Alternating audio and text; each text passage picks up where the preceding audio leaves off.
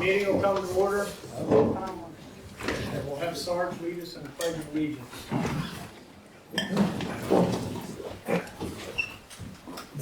I pledge allegiance to the flag of the United States of America and to the republic for which it stands, one nation, under God, indivisible, with liberty and justice for all.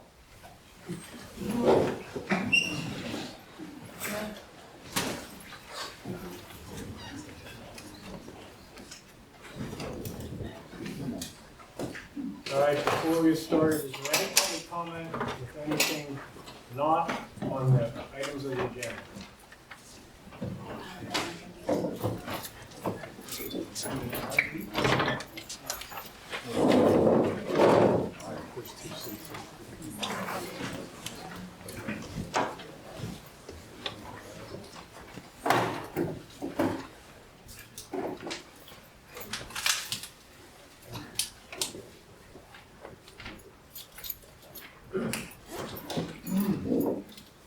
Earl B. 303 Country Club Road. Two things I just didn't understand. I wanted to ask a question. First of all, I was never at on meetings where what the planning commissions, what the recommendation was to the board of directors. On this tax one, when we done the overlay. Sir, can you look closer? On the overlay, what was the decision by the planning commission that was forwarded to the board of directors, supervisors? What was it? Did they approve it? What comments did they give to them? You mean for the overlay plan for this? Yeah, yes, the PAC one, I'm just curious. Yes, it was voted on to approve the overlay and passed on to the supervisors for their final So it was decision. a unanimous decision? Was there all ayes, no nays? Yes. Okay, thank you. The second thing is, in our government, we're supposed to have democracy. And normally, in the state, and the federal government, we have republics and Democrats. In our township or townships, we have, let's say, the planning commission, the supervisors. Then we have people who submit things to be us, whether or not we can be approved. Well, sometimes I don't. We are the taxpayers, and you people are supposed to work for us. There's times I feel that they're really not working for us. If you live in Country Club Road, and you see what we see every day, how our lives affect our minds, our physical, water can be polluted, radon, our devaluation of our properties, and it was all due to this township with this overlay. In the government, usually when there's a bill submitted, okay, somebody puts in, something else, hey, I want something for the township, or I want something for the government, or community. Why can't our township submit something with one of the recommendations? Well, they come in here with a plan. Everything is for our township. The millions of dollars, $20 million, whatever total people's going to get. Money supposed for farm preservation after the farm was taken. There's supposed to be money for police services and for our parks and recreations. Supposedly we get a break on our taxes, $400 a year. I spend that much money a week eating out. What do we on Country Club Road get? We're the sacrificial lambs for you people. Nothing. I cannot see, I don't think anybody back here sees where we are even accounted for. But yet we pay the taxes and you're supposed to work for us. Is that not correct? Yeah, we're appointing these boards to represent the township.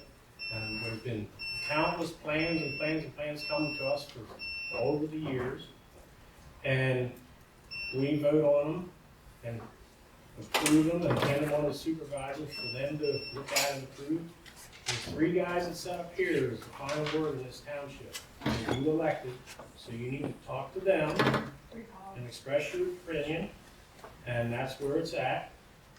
And Well, you sent letters for the township. I got one back today. Basically said, we're sorry that this ever happened, and if I want any compensation or anything, I have to go to tax work people, the contractors, whoever are down there.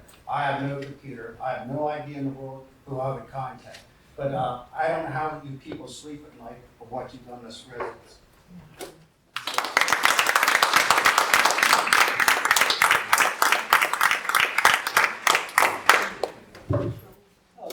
John Manton, 255 Wolf Ridge Road.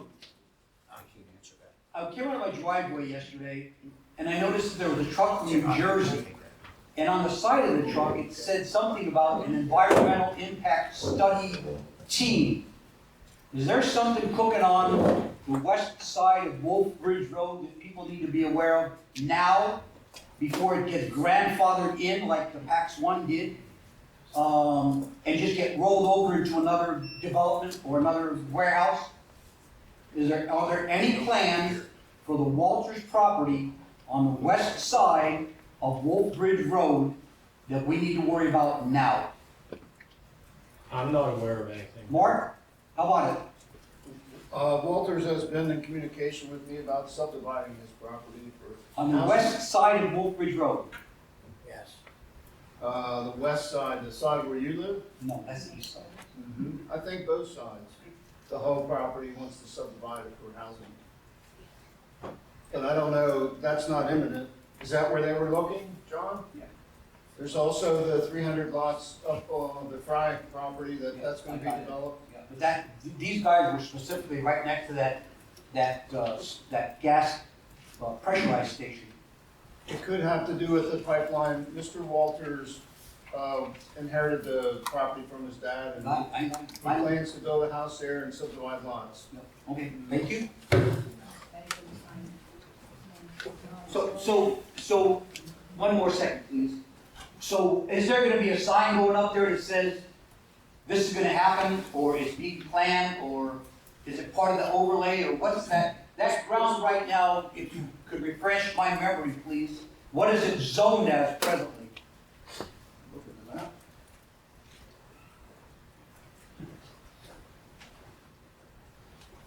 It looks like agriculture. So it would have to be rezoned? John, I'm I'm not. asking the question.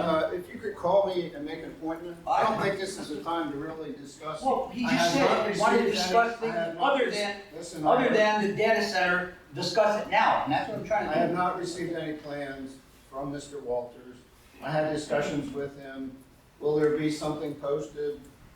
I'm not sure. It depends what he proposes to do. Okay, but again, is there anything in the pipeline right now to change that from agricultural to residential? No. Thank you. But Mark, under agriculture, isn't housing allowed? Yes. So it could be. Yes, he could subdivide it. Limited, because I can't subdivide mine. Well, yes, you can. Oh, that's not what you told me. He's gonna extend public sewer down to those I lots. don't want it. This is Mr. Walters. He owns the land, not you. But if he, Okay?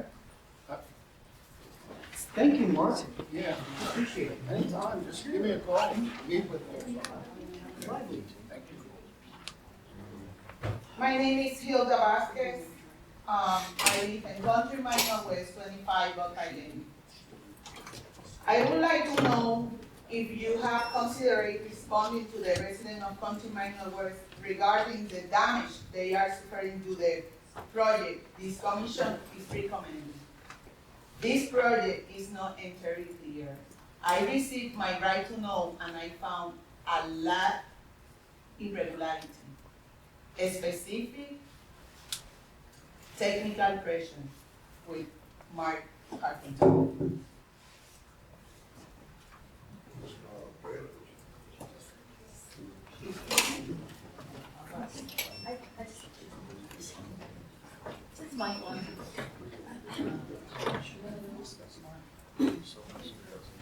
By the way, I'm sorry, by the way, the right to know what Mr. Sack sent me is repeat a lot of time. 1005, page is repeat. It's not clear. This is a process question, so probably anybody on the board, on the planning committee could answer it. What's your name? ma'am? Oh, Arlene Darlington, Wurtsville Road, 7509. Sorry. I just kind of noticed, having been a project manager, having been responsible for agendas, minutes, leading discussions, tracking risks, things of that nature, why does it take 6, 7, 9 weeks to get meeting minutes approved?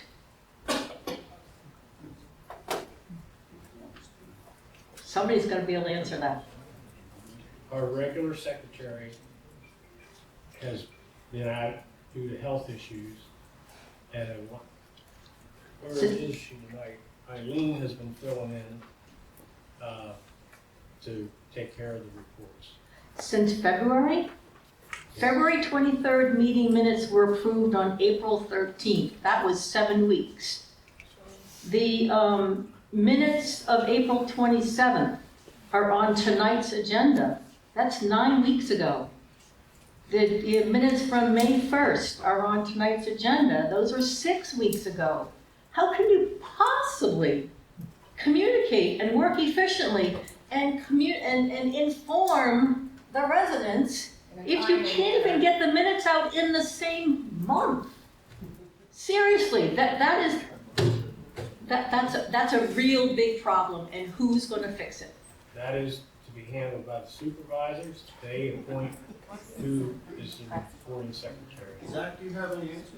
Yeah, we have actually contracted the minutes out by the PC meetings now, so it's gonna actually be done by professional service. So they still need to be approved by the board that's sitting here before you.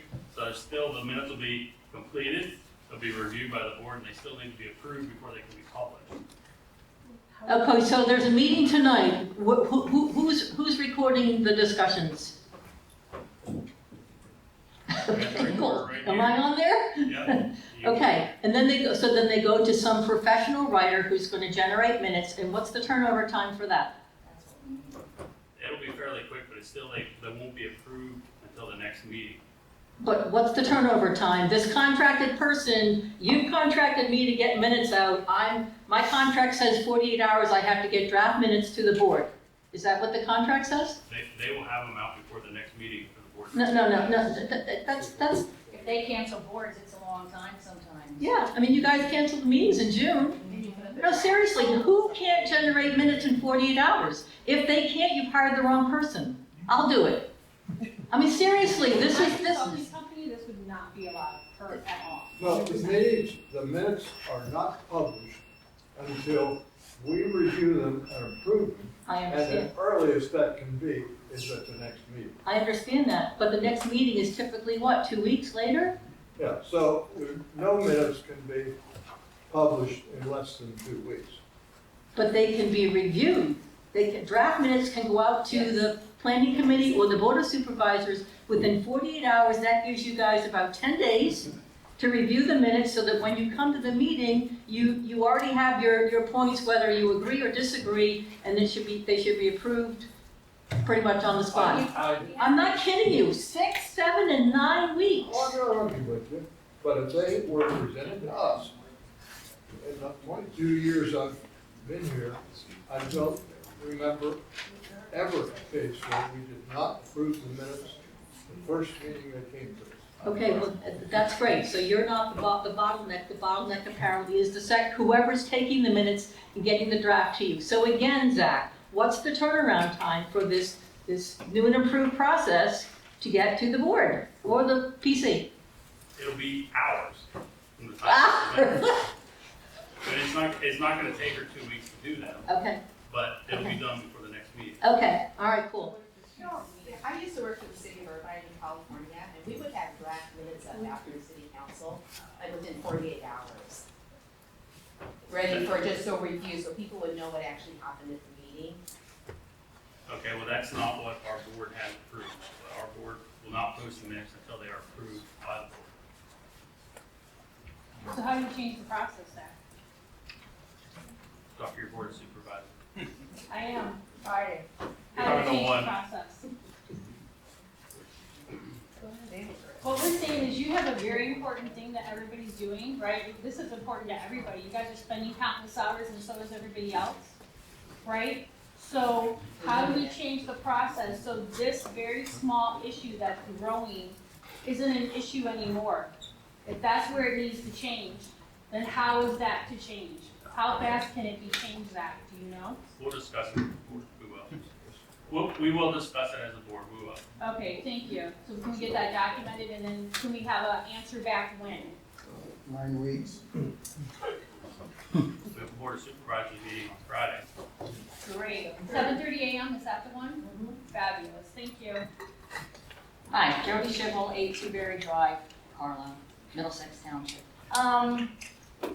When we do minutes and the people make the comments, can we have the names listed with that? Because sometimes it'll say township official. And then we don't really know if you weren't there who said that. And I kind of like to know that sometimes if I want to direct something to them. So that would be one. That's probably simple enough. And I don't know who brought up recall, but recall is a real thing for people. Recall. Don't look at me like I'm silly. I'm just saying that is definitely on the conversation list in the community. So it's not anything to be laughing about either. We're not happy. And then under blasting, just let me say that my house shakes. Okay, now I understand about all that vibration stuff and the rules they have and the graphs and everything that it shows, but the point is, it could be that the way my house runs and a few others, that it's strong. I don't mean like I'm just feeling the vibration in the ground. I mean my dishes are rattling. Some days not. You know, some days you just hear the blast and you know it went on, but a lot of times it's stronger than it should be for the area that I'm in, and I don't know about everybody else, but a lot of people are having that same problem, at least on T-Berry and back. And it may be that where it's coming through at the north end of the 1B. I don't know. But there are graphs, or seismographs, is that correct? I know you guys. Yes. All right, so there's, I think I'm between 4 and 5 or 3 and 4, and I'm in like the middle, so maybe one needs to be put a little in our direction. Because it's a lower end, it's less land at that point, and I think it's traveling through stronger. Yes, because they work with the water pipe. Well, for whatever reason, I think, I'm going to the blasting meeting tomorrow, so I will ask. Yeah, I know, that's why I'm looking that way. That'll be a question I'd have. And that's it for me for now, if you're lucky today. Thanks. Ms. Chip, just a point of clarification. You are asking to have a seismograph recorded on TV, correct? Well, there are 2, I think, according to this map I saw, but I think one might be more towards Fieldstone in the circle, Rose Circle, maybe down in the, I don't know if it's on our side of the creek or the other side. I think it's supposed to be on our side, but you can't see them. And then there's another one further up on T-Berry, by the way, it looks to me, where there isn't 1B property per se. So where we are, we dip. And the trees are more open, and the land is set different, and I think that may be making the difference, so maybe they need to ease up. I know we had one last week that went, oh yeah, last week. Can we be told what happened with that? I forgot, with the blasting incident. I know they got cited. Can I be told what was said and what was cited? DEP can, He's gonna answer it, I think. oh, sure. Yeah, so I was at the construction meeting last week, and based on my recall, here's what was communicated. They did have a violation last week. They were obviously very disappointed. What they told us was that they had a problem with the stemming of the hole, and more of a technical term, not enough time to go into it, but there was a stemming problem which caused that, and there's really, from what they expressed, 2 types of seismic activities. There's the ground seismic, and then there's the air concussion seismic. And it caused a very severe air seismic. So they had to respond to DEP with their corrective actions. And a couple of things that I recall from the meeting and actions that they took was that they were going to cut the size of the blast moving forward by 50%, which is significant. All the time? I'm sorry. Yes, all the time. Okay. They already started that. And then also, there's already one safety individual. I think they're from the blasting organization, and they're going to add a second safety individual from the developer. And so there's a lot of focus on it, and but that's what I understand happened. And what determines whether they get cited or fined? Because they weren't fined. I mean, is there so many citations and then you get a fine? I don't recall, I don't recall the finding or any of that, but they definitely did get a violation, and it's treated seriously, and they follow DEP guidelines. DEP makes the call. But that did occur. Okay. And do they record the blast? They do record the blast. All of them? Yeah. Yeah, in fact, they shoot video. Yeah. That's what, did they video them? Yeah, they video all the blasts. Every blast, they have a drone in the air, and they video, they actually showed us the video of that particular day. Okay, thanks. Well, put a comment on that, I couldn't overlook that too. They were drilling 60 holes and blasting 60 holes at a time when we had that explosion. According to what I was told by the drilling team, they were supposed to cut it back to 30 holes, but about 115 today, my walls shook, my pictures shook, and my windows rattled. So if they cut it back from 60 to 30, there's still something wrong.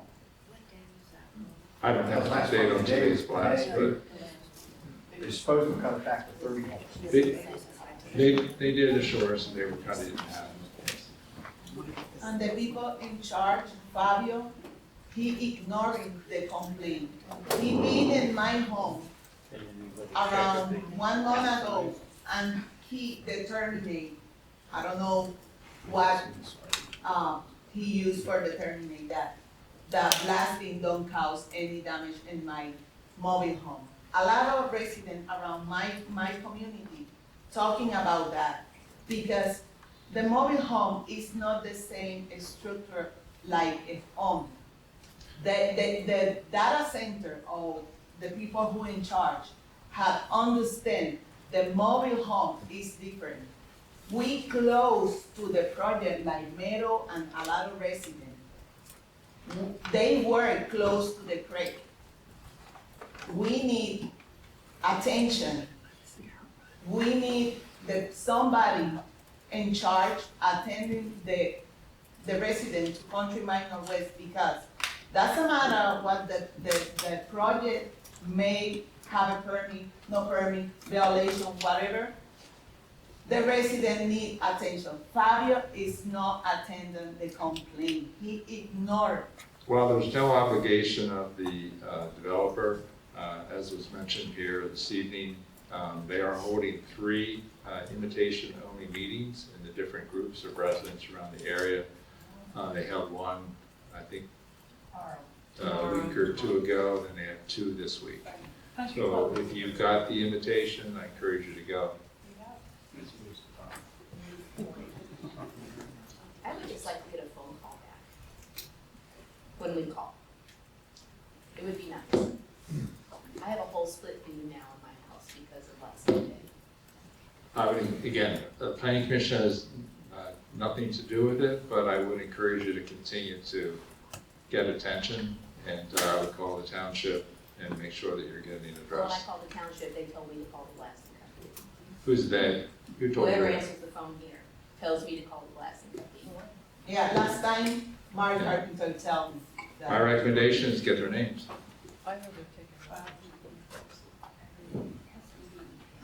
Kyle Gerber, 585 North Hazel Bridge Road. I had a follow-up question on the blasting. If they reduce power by 50%, what impact does that have on the overall blasting timeline? Good question. They said that they will still do it within the existing time frame they've framed. They've found that some of the soils are less than what they expected, and so they do not expect to extend blasting as a result of that. So they're confident that they can blast the same amount of soil with 50% power in the same time frame. So they don't need to increase frequency of blasting per day, is what I'm getting at. That's what they told me. Okay, thank you. I can add some detail to that. I was at the same meeting. My notes from the meeting, I'm sorry. I'm Mike Hess, I'm with HRG, we're the engineering consultant for the township. I had noted that they would reduce blasting by 25% as a result of EP. So maybe we can get some clarification on the exact amount. Yeah, and it was going to be fewer holes as well, but they would do a single shot per day, I believe was their plan. And that because they encountered softer than expected bedrock on the site, they could still get it done in the same time period with fewer blasts. Yeah, that's very much what I said, the fact that they're not lessening the amount of holes. They're shooting, this gentleman is correct, they're shooting 50% of the quantity. So they're going to shoot the same holes, you know, or the same, you're not lessening the charge, is what I took away from it. They're just going to lessen. I don't remember the exact numbers, but he's pretty close. 60 to 30. Yeah. What's he told me? Yeah, so they're just doing less holes.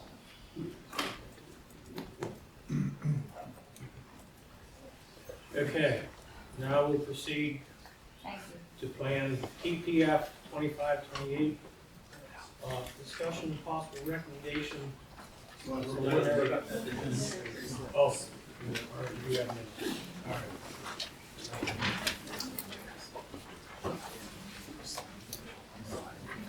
All right, first we'll do the minutes of April 27th.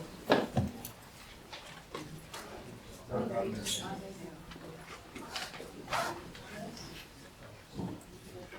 to approve the minutes from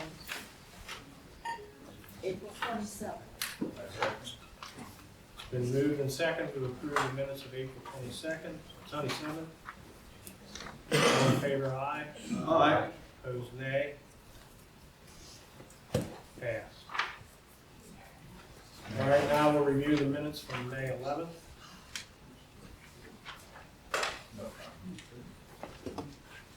I had one comment. Page 5, paragraph 3. It says that they proposed the fence to be approximately 18 feet high with fabric screening. I think that should have been 8 feet. Page 3. Page 5, paragraph 3.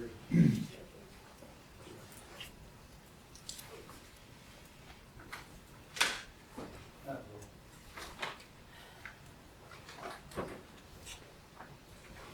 I make a motion on the subject that one adjustment as the mayor.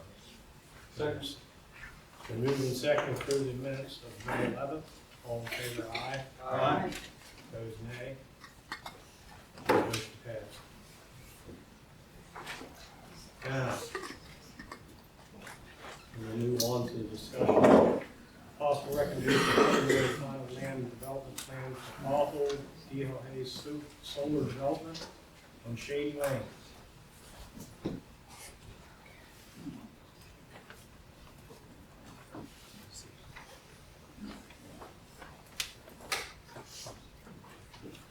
Good evening, everyone. Good evening. I'm Garrett Warner, again representing Scale Microgrids, presenting the Hotel Hayes Solar Development Project located on Shady Lane. Last time I was at the meeting, plans I presented to you, they haven't changed. Bud completed his review as of last Friday. There were no minor comments. He did ask for some clarifying details from me. So the temporary bridge that we are proposing over the existing bridge along Shady Run, spanning the LaTour Spring Run. This is the detail that we provided in our, we connected the TVs on here. Can I interject something here? My comments found that all of the subdivision and land development requirements have been met. Our ordinance requires an environmental impact assessment. We required one in this case because it's adjacent to the LaTour. You should keep in mind, this plan also has received a conditional use approval on May 7th, 2025. So some of that vetting has already taken place by way of the conditional use review by the Board of Supervisors. And I believe the plan was also before the plan in May of 2025. The environmental impact report has identified as required Our ordinance requires, when you do an environmental impact assessment, that you identify impacts and then how you propose the developer to mitigate those. Their proposal on how to mitigate. We have nothing in our ordinance that says that what they are proposing as far as mitigation is good for approval or not. It's their plan. We can provide comments on how they mitigate. We can say, well, we disagree, why don't you do this, why don't you do that?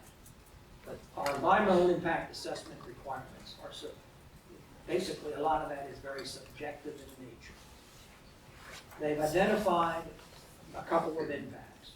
They identified an impact to the Shady Lane Bridge, both during construction and possibly during occurrence of a fire where rather large fire equipment would have to cross the bridge. Their proposed mitigation for construction, that's what Garrett is about ready to propose to you, or show you, and ultimately present to the Board of Supervisors, is to construct a temporary bridge over the existing bridge. This has been done other places before. This is not a unique thing. He is, as required by ordinance, showing you how they intend to mitigate. I encourage you to listen to him and how they propose to do it. And then with your action tonight, and if you forward this to the Board of Supervisors, you provide your comments to the board on how you feel about his proposed mitigation. It really doesn't have anything to do with plan approval, because they meet all the requirements for plan approval. The other impact, as I said, was for fire.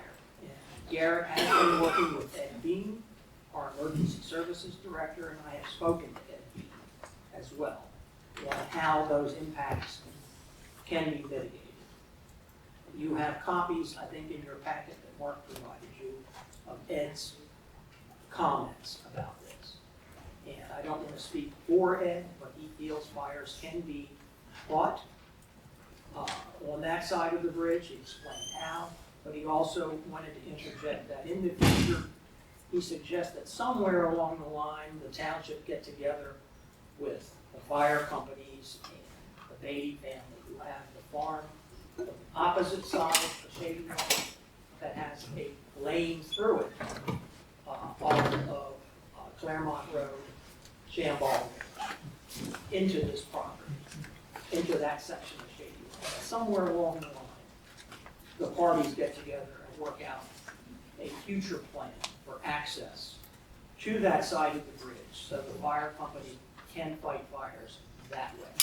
Right now, there aren't any formal agreements, easements pertaining to allowing the fire department to use that way. So that's how I would like to present my side of the review. But I will turn the floor over to Garrett and have him explain to you or show you what they are proposing. And I would assume Garrett would also show this to the Board of Supervisors, because ultimately the supervisors would have to give permission to build a bridge over a public, an existing township bridge connecting two sides of an existing township road. Garrett. Thank you, Bud. As you mentioned up on the screen, this was a schematic that we drew up proposing the temporary bridge spanning the existing bridge on Shady Lane.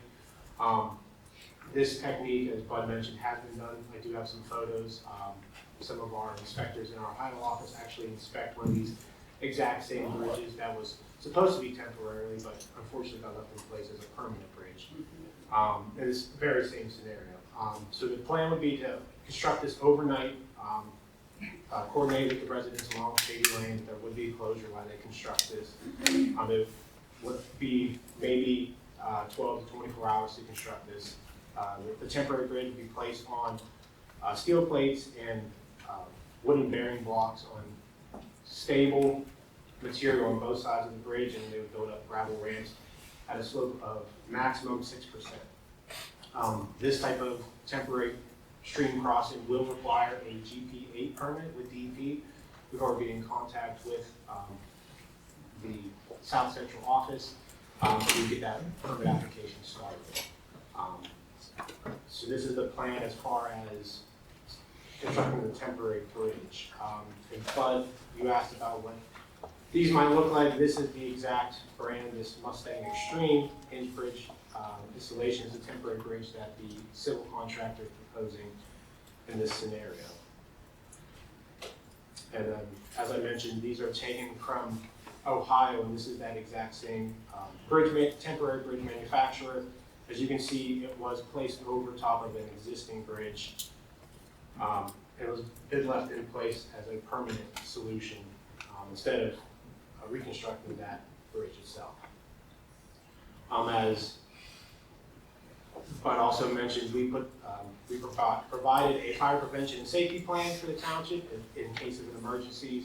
It walks through the step-by-step process, how to evacuate any residents downwind if there was a fire, and also our proposed plan to access to the site from the neighboring property if fire equipment would need to access the property. And as Bud mentioned, he had no comments on our plan, so as far, right now, the plan set that you saw last meeting is the exact same plan that we designed tonight. Now, this bridge is only for the construction phase, right? Correct. It would be a maximum of 5 to 6 months. They're hoping for 3 to 4, but more likely timeline probably about 5 months. And it'll be removed from And site. do you, that's on a township road? Yes. Okay.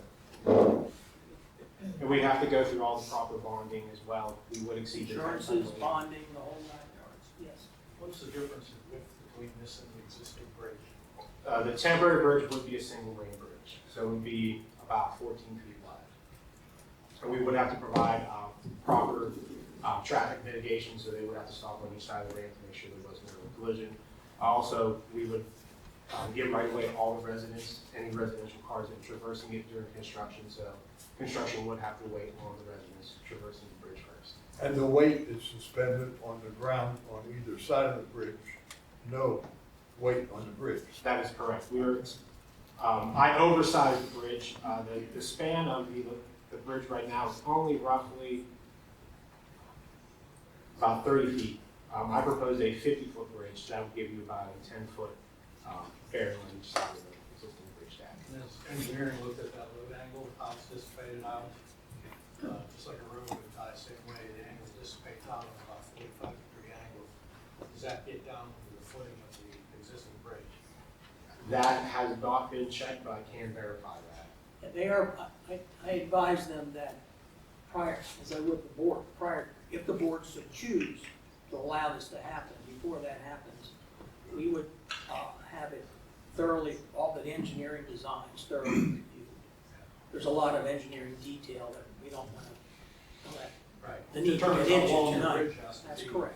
There's a lot that goes into it. It seems simple on the surface, but there is a lot that goes into that. So, and the township has, this particular bridge is on the township rolls to be inspected, what's that, every 5 years? Every other year. Every other year by the county. And Wait, just so happens that the county structural engineer is HRG. Not this particular person is HRG, but their firm. What's the weight limit on the township bridge? The township bridge is 10-ton single unit, 16-ton combined units. Tractor and trailer, 16-ton. So the 10-ton would be your concrete trucks, those type of things. And Garrett is correct, they would have to have flagger force or some control. Fortunately, that section of that road is not heavily traveled. As we know, It's a dead-end road. It's a dead-end road, and there are some families, a couple that live on the other side, but I think, and Mark may be able to chime in, I think some of them come in from from that gravel lane on Shamble Lane. So from a convenience standpoint, there might not be too much impact. That being said, it's still a township road, and it would take the township's supervisors' authority to allow them to do that. This is how they propose to mitigate it. If the township does not allow it, they're gonna have to come up with another way to mitigate it, but there would be hopefully I put that in my comments, there would be a very bold restriction placed on the plan, I think there is to some extent, that no access to that bridge would be allowed by the existing bridge, by trucks that do not meet the existing posted speed limit, or weight limit, excuse me. What's the width of the township bridge that's there now? I believe it is 22 or 20. About 23 feet. So it's a 2-lane. 22 to 24. So it's a 2-lane bridge. It's a narrow, it's 2 lanes. Right. Will there be enough space? I know a lot of people walk back there Oh, all yeah. the time. Yes. Is there gonna be enough room beside the replacement bridge for them to still go on? They would probably be safer to traverse the temporary bridge, as the gravitational ramps that we're proposing are going to span to both sides of the existing asphalt. They could walk around it, but I didn't know if you'd still permit pedestrian traffic, because I know a lot of the old people walk back there. I don't think the township now has grants any special permission for pedestrian access across the existing bridge. They just use it. Like mainly people at lunchtime or whatever, from the giant corporation. As a point of clarity on the comment around flaggers, this would need 724, so in my view, you would need red light service. Yeah. Okay. Probably, yeah. You said about a bridge that was put in place temporarily and left. Was that a project of your company and the solar company? no, my Ohio office conducts bridge inspections, and they would just inspect them. Yeah, I had asked Garrett to at least show something in addition to the sketch, pictorially of what the bridge might look like, and he just happened to show a picture of one that was temporary that actually ended up becoming permanent. Did you say it was in Ohio? It was in Ohio, yes. Well, that's what I'm just wondering, if there's any chance that between Ahold and the solar panel company, whether for the benefit of the township, they'd want to let the bridge in place to solve the problem of a bridge that needs replaced. Well, the bridge does not need replaced.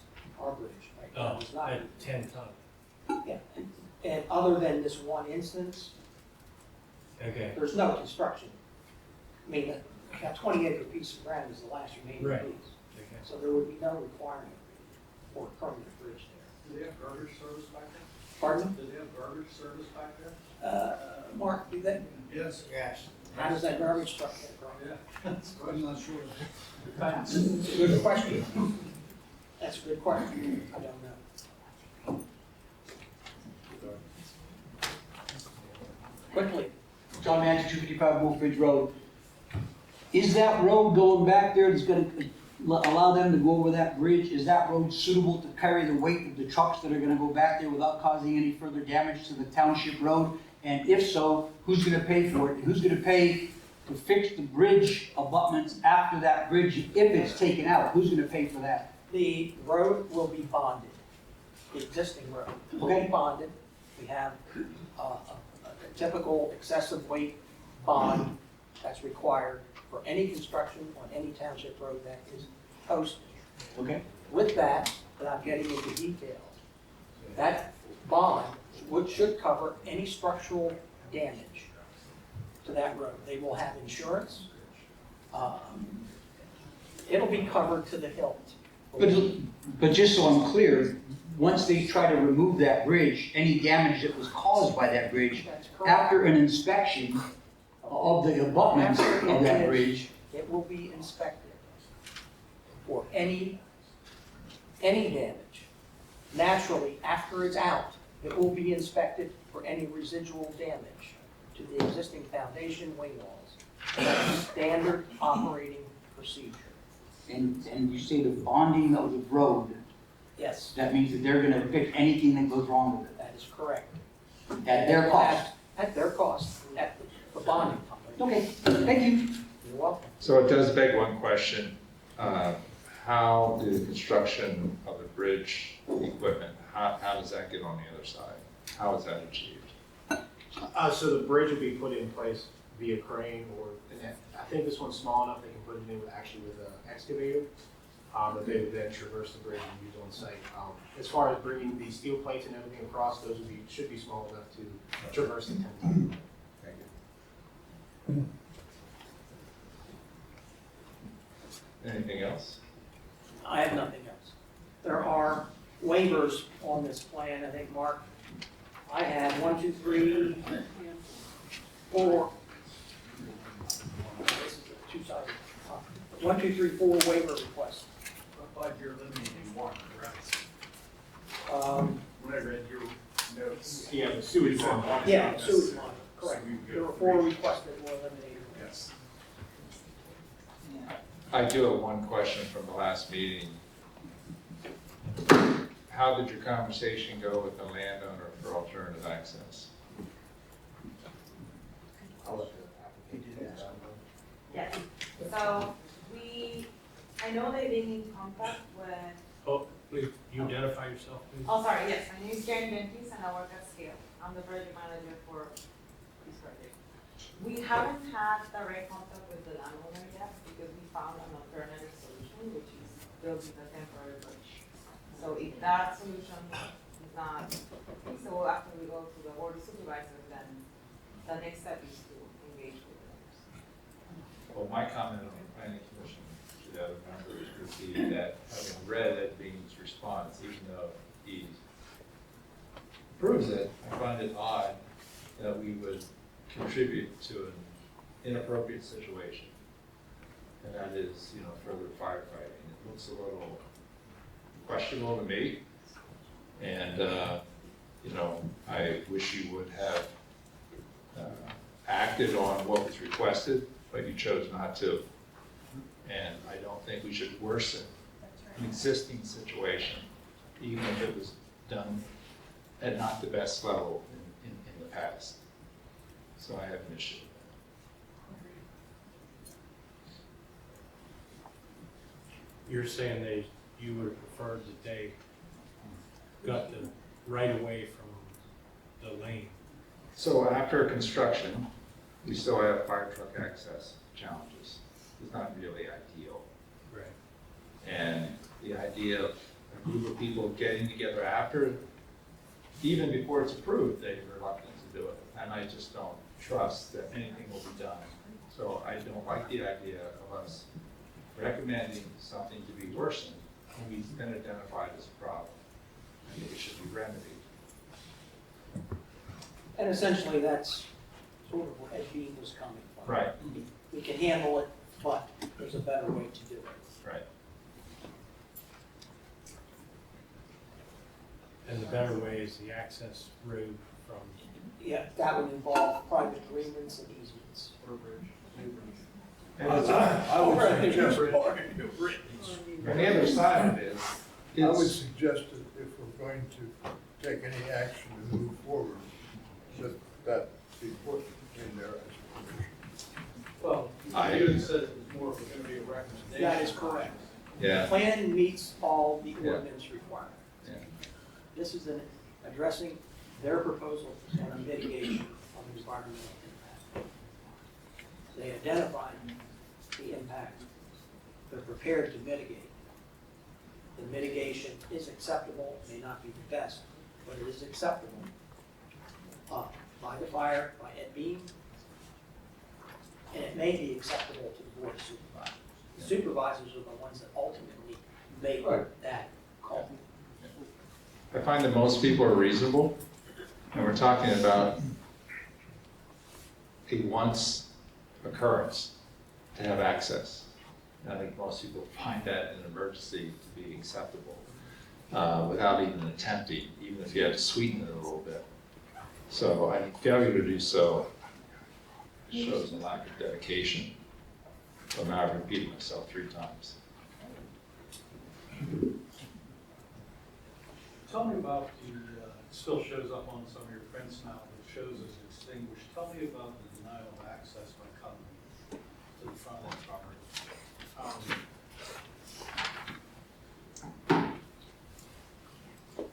So my firm did not conduct this survey, so I don't have exact information on when that easement was established. We did not perform the altar, so I don't have that information, but there was, I believe, some type of residential development at some point proposed back here, and that denied access easement was to force residents onto Red Court Road. Which does not exist. Correct. The applicant worked with the property owner to get that easement extinguished. Careful, he did not.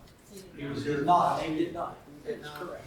They got it extinguished, but they did not work with the existing property. Don't ask me how, it's a legal thing. Okay. Our solicitor was emphatic in saying it's the law. They handled it legally, and then Mark advised your baby solicitor. Yeah, a whole Delways. They worked with a whole Delways to get it extinguished. So technically, it is extinguished, we were told, legally. I was here at the meeting, he Yeah. was describing it, and he said it's legal, but it's not right. That's correct. You know, you should go to the owner, because the owner was here, That's right. and he did not know that it had been extinguished. Our attorney had to tell him, because nobody lawful notified him. That is rude right there. Was this a supervisor's meeting? Yes. Yes. Yes. You were here. Yes, I'm here for that. So that kind of erodes our faith a little bit in some of the stuff that's going on here. You know, are these the same people that own the right of way? Yeah. Yes. Oh, are they fun to deal with now? Yeah. Yeah. Good luck. That family. Yeah. Baby family.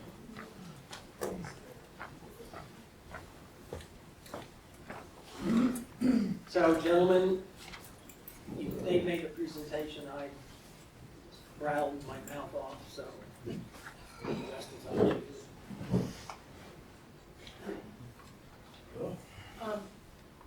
One other thing, Bud, in Ed Bean's email, he also talks about after the fact, where he says in the future it would be prudent for the developer, township, and owner of the Country Air Kennels and Gravel Road to discuss a plan for upgrading the emergency access. The emergency access, there is no official emergency access. The emergency access that he's talking about is this lane that exists, gravel lane, but there is no technical emergency access. It does not exist. It has to do with putting an onslaught back there if they want to go that road, if they want to give them access to it. Yeah. But you got to negotiate with them. Right, you've got to negotiate to create the official emergency access.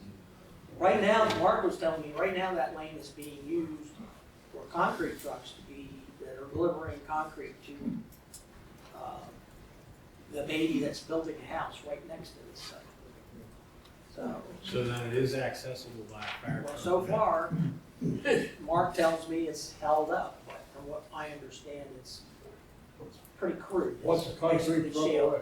Hmm? About 80,000. About 80,000. Yeah. 40 ton. 80 to 40 ton. Yeah. So, again, you're talking future here.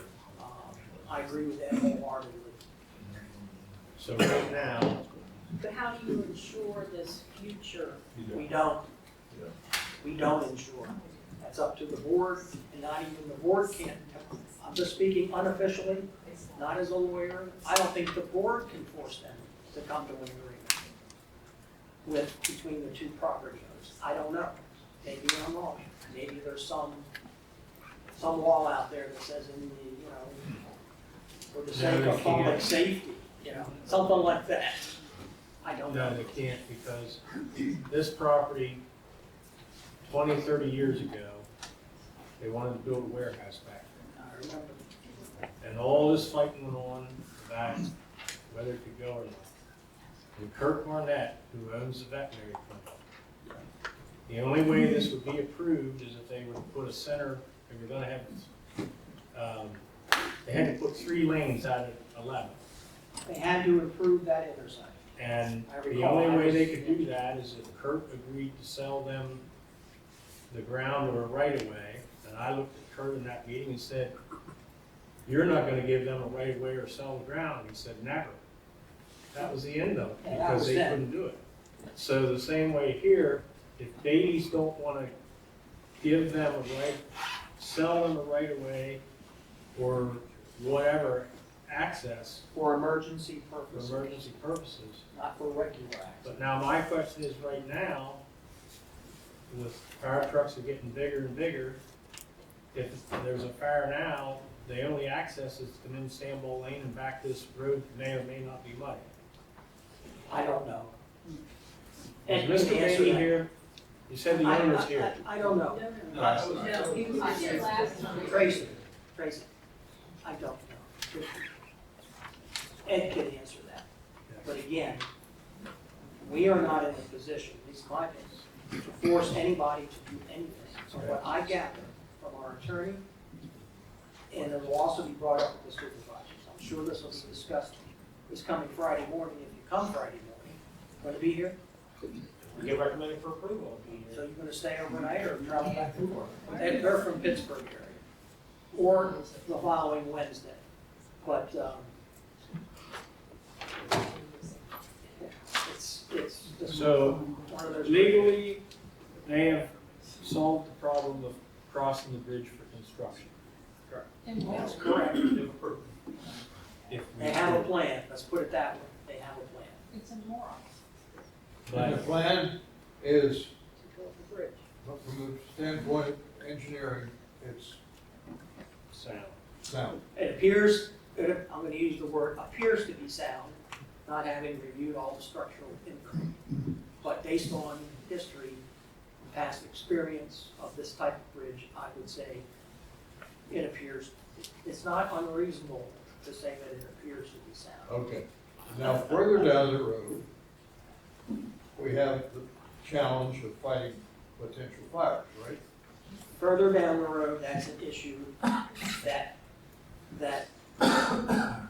Ed Beam tells me they can fight a fire now at that site.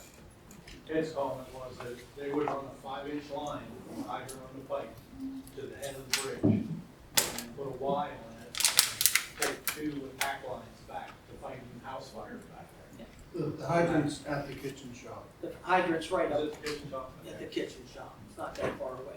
But that's the plan that they have now, that they But how are have, they getting the that tank? they had. They have a plan for that site, they've had it. Exactly. Well, that bridge, can a pumper cross that bridge? You're gonna get water there with a 5-inch line, you're gonna have a pumper over there on the other side. I think Ed would be would give you the answer to that. The way that read, Tracy, he's gonna put a splitter right at the bridge and just attack lines from there. Yeah. Oh, okay. I would suggest that if you have any questions for Ed, he's not here tonight, but I'm sure he'll be at Friday morning's meeting. All right. Rather than make some assumption without him being present. If it would come to emergency, they would go across the property. If neighbor's house on fire, they gotta crush the concrete there. Well, the question was asked, are garbage trucks crossing that bridge? I truck across the bridge last night. Dry axle. Yeah. Loaded with salt. Well, then maybe the bridge needs to be re-examined.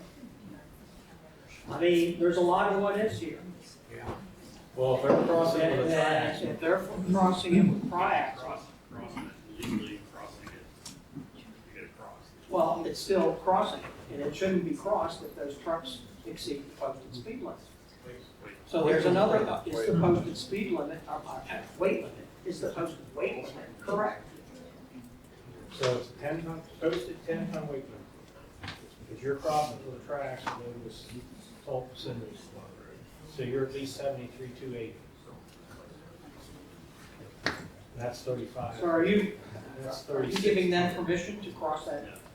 All right, thank you. Don't you get violations for doing stuff like that? There you go. So I think we've examined this at quite a length. I think, based on our chief's own recommendation that there needs to be further action, that don't know whether we need a motion for this, Mark, but I think we should recommend that it not be approved until this is satisfactorily resolved, as was asked at the last meeting.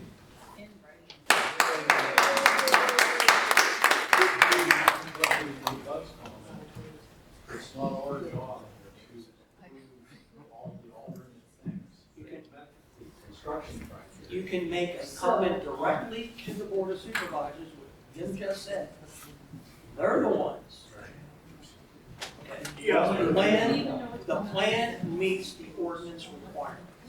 So So that we're therefore, pushing the what ifs that we're talking about here to the supervisors. I'm pushing it, they're the only ones that have the power. Supervisors will. That's correct.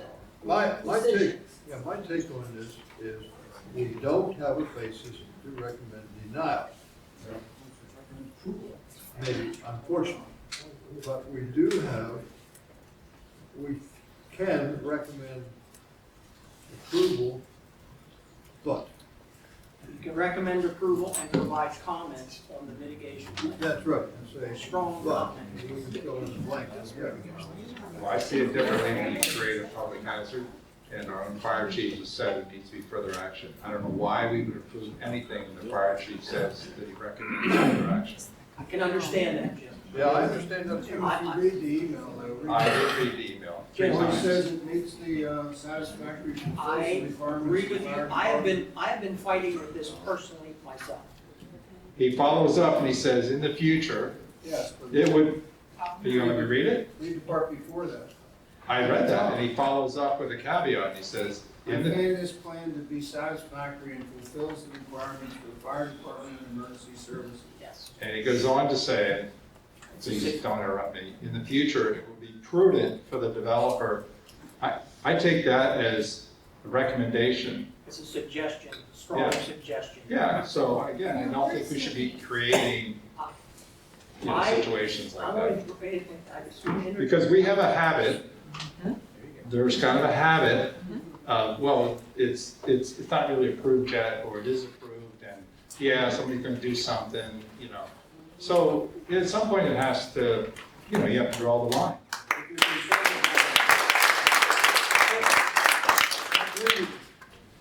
I've been fighting with myself, but I am looking at what is allowed. I've been in this business for 40 years. Do you believe that? That's amazing, thank you.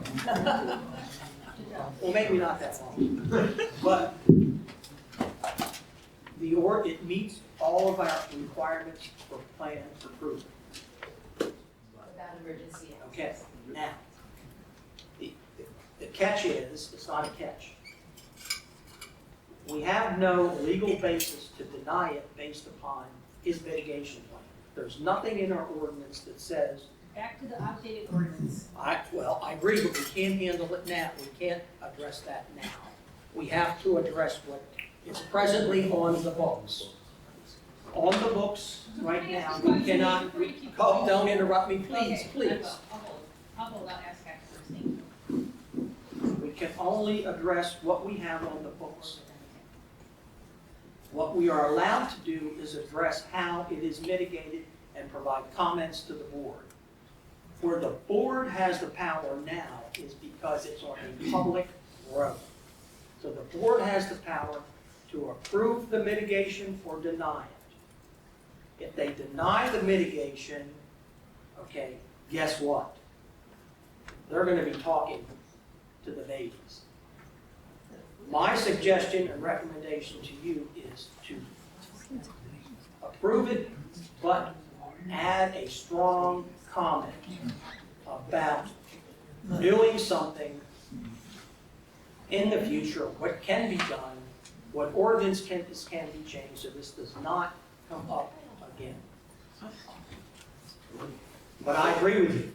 But legally, I can tell you right now, I'm not a lawyer, but we can't turn this plan down because we don't like their mitigation plan.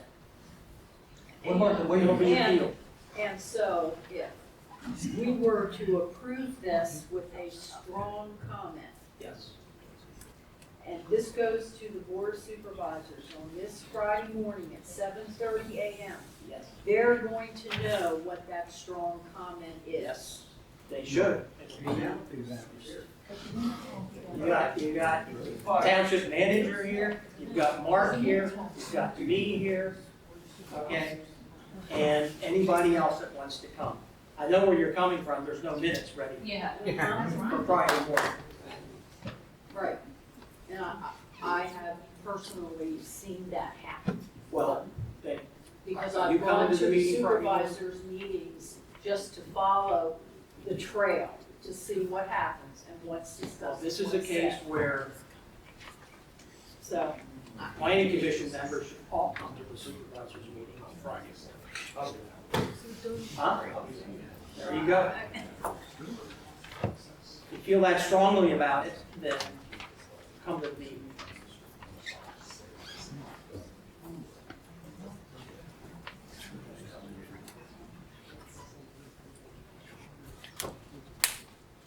But as another option, we have until September 2nd for this action. Yes. Is it on the agenda, but.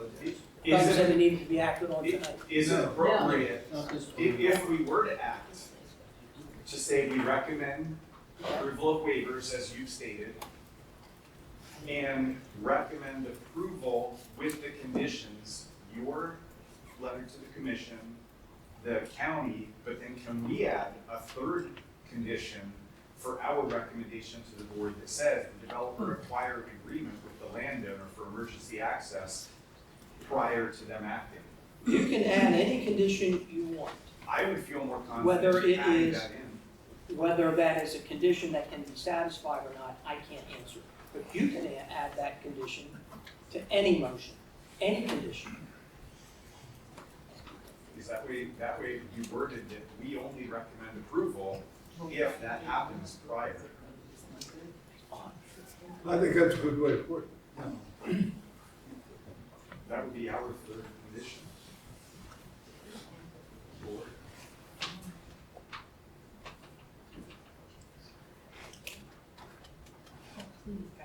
Board of supervisors would have the right to waive that condition.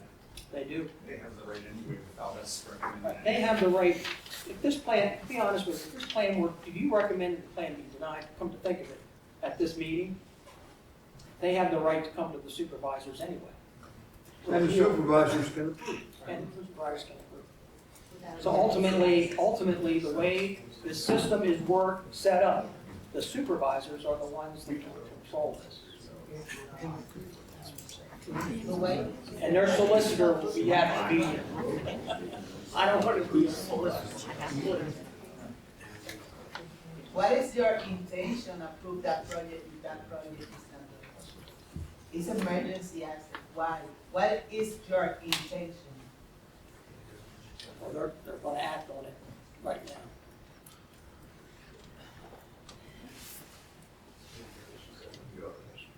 What's, your question again, I'm sorry, was to question about the emergency access? What's your intention?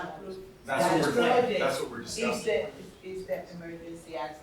It's say no, it's no, because the project is not good. Is good or not good? Only one question. Is good or not good?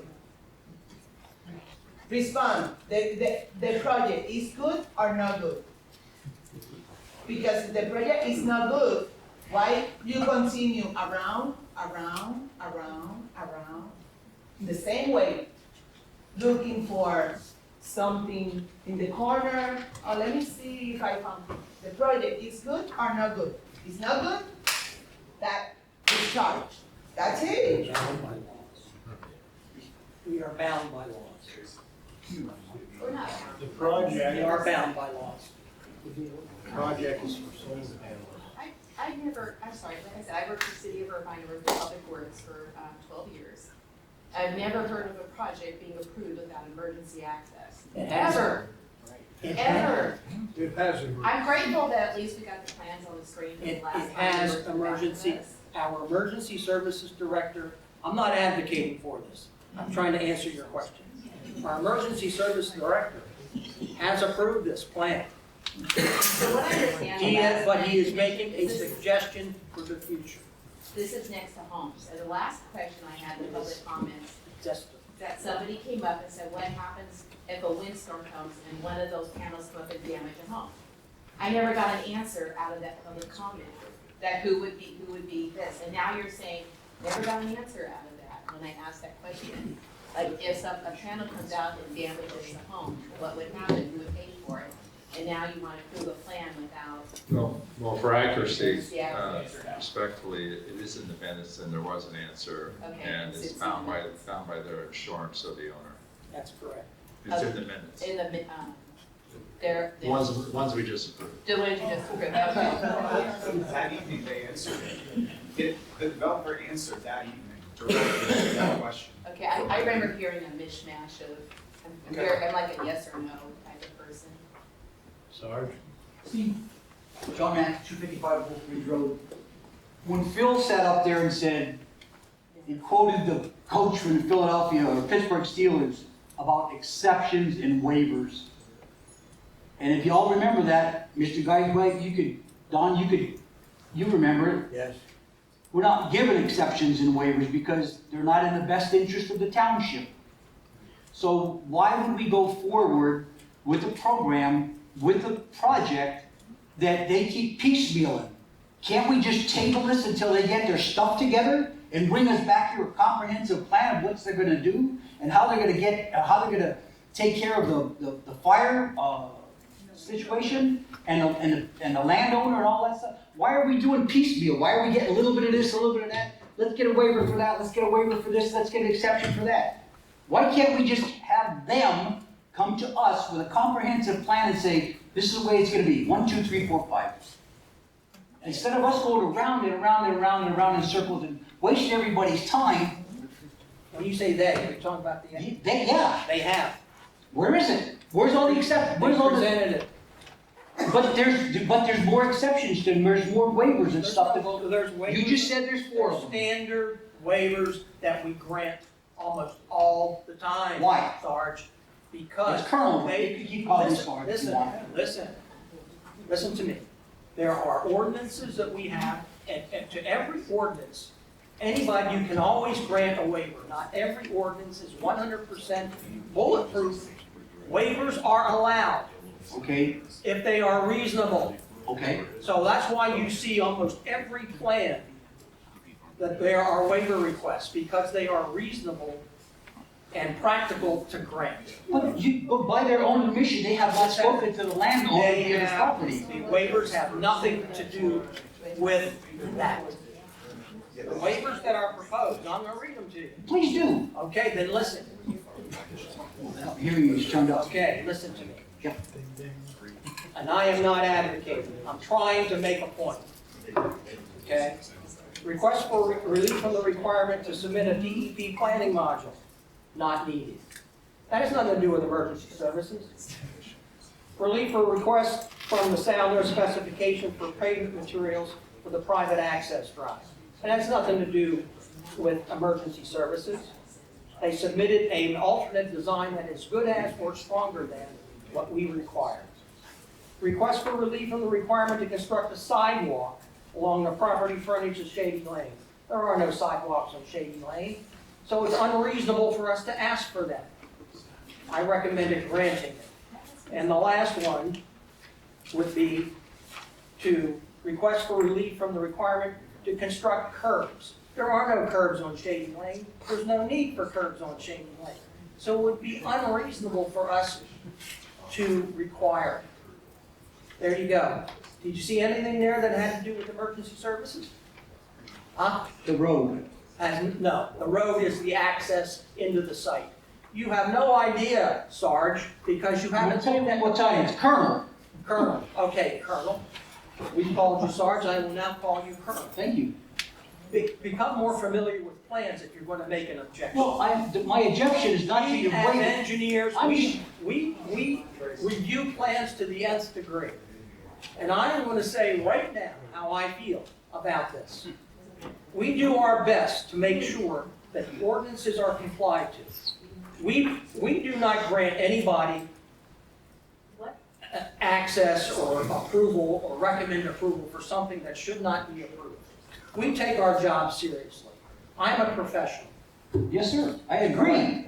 See, I'm not disagreeing with you Well, about you that. are, you're No, implying. No, You're I'm making asking, an no, I'm asking the question, if we can't table this until they secure the permissions from the landowner. We can't, and I'm giving you my advice. Okay. The supervisors can do that.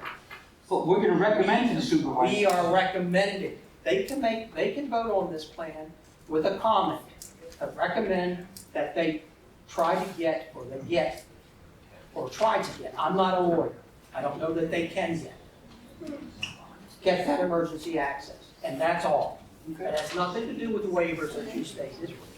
Zero. I'm asking questions, you guys are supposed to be educating us, right?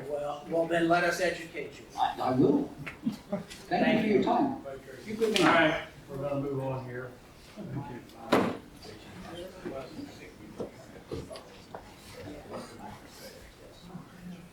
Jason, we have a kind of aside to discuss what we'd like to do. Okay. You ready? So you wanna, have you come up with a motion? I've written possible. Or you gonna? What I, you wanna talk to me? What I was writing was that instead of just doing our standard, if you're recommending approval, Bud County, I also have a third condition. It said the developer required agreement with the landowner Beatty family for emergency access to property prior to board approval. That's us added from us as a third condition. That's an additional approval, but it's written in my mind that we have three things that need to be met. And for us to approve, we're adding a third condition. Makes sense to me. Incidentally, we haven't gotten the county's input yet. Who are they? So our reviewer board, they did have a number of administrative I'm sorry, can you changes. tell us who you are first? Most of us, you don't have a nameplate, so I'm sorry. Sure, no problem. And please speak up a little bit because some of us are hard of hearing. Elizabeth Grant, I'm with Cumberland County Planning Department. I'm here to represent our review comments on the plan. And certainly, our review was based on the first iteration of this plan. It has gone through some modifications since our review comments were provided. I know that, I've seen some things like this, the clear sight triangle was added. Other administrative comments that we had on the plan were addressed. Apologize, my computer's a little slow. You need a copy of your minutes? No, I'm just trying to scroll through the review report. I apologize, it's taking me a minute here.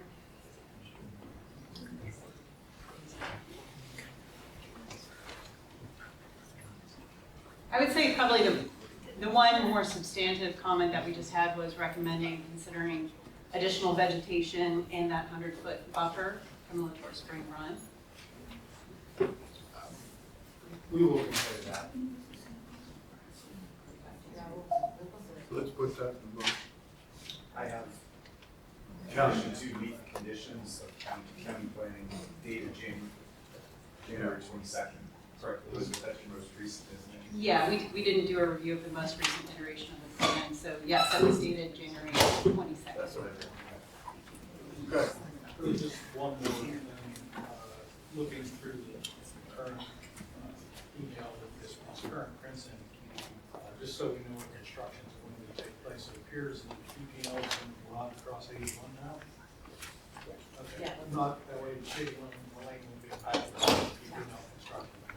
They already installed the poles Okay. right before. Okay.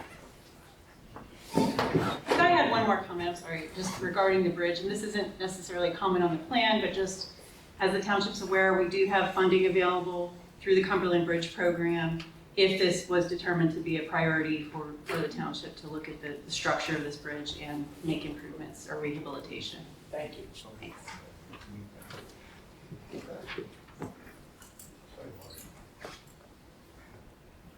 Read me that next statement.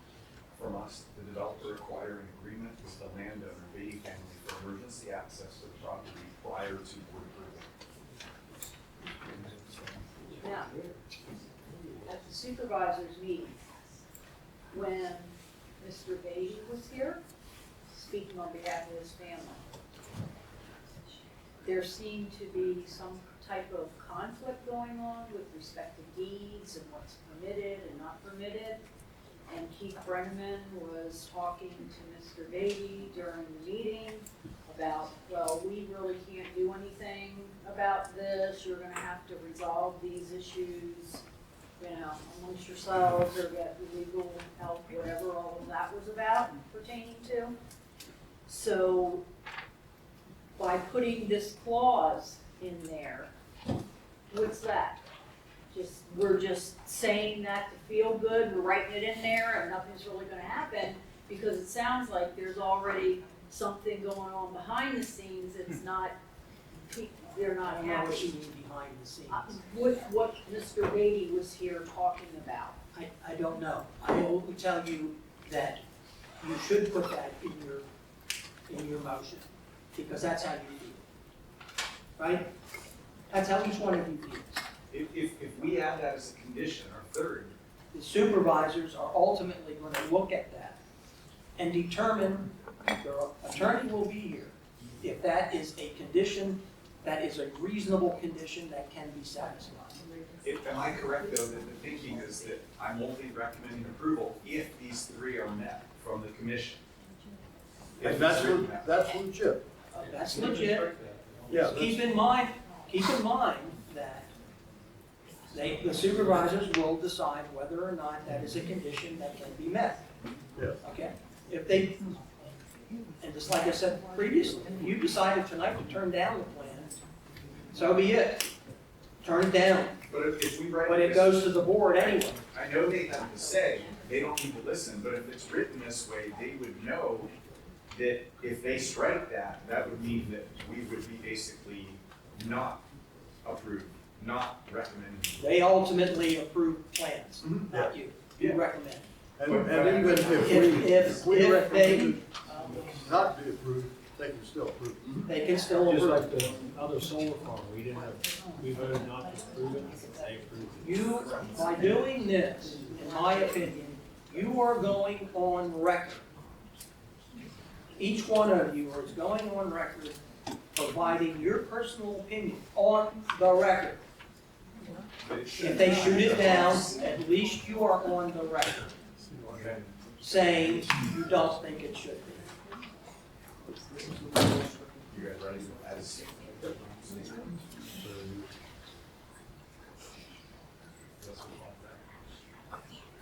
You're all comfortable, okay, so start making a. All right, then first we need the waivers, correct?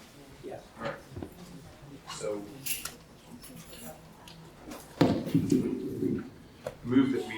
I move we recommend approval of the three waivers, numbers 2, 3, and 4 for TPF 2528 preliminary final land development plan for Aho Delays solar development on Shady Lane, removing waiver 1. Second. All those in favor of approving these waivers, say aye. Aye. Those nay. Aye, nay. And for the reasons from the prior applicant's failure to follow up, I guess they didn't deem it important.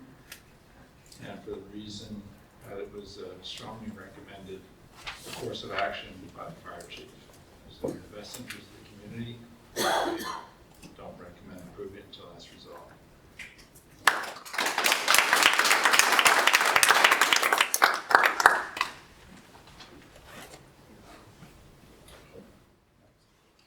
So your aye on the, but your aye on the waivers, but nay on the total motion. Normally it's separating, right? That was just waivers, that's all. My bad, I apologize.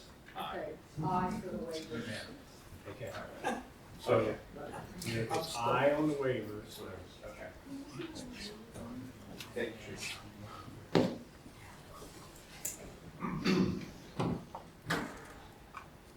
I move that we recommend approval of TPF 2528 with the following three conditions. 1, meet the conditions of Bud Grove's letter to the Planning Commission dated June 5th, 2026.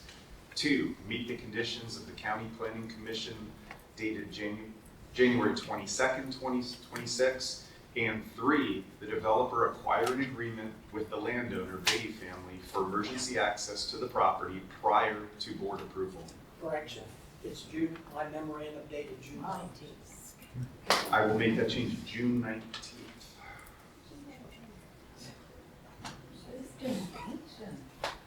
Thank you. So that was condition 1 dated June 19th. Thank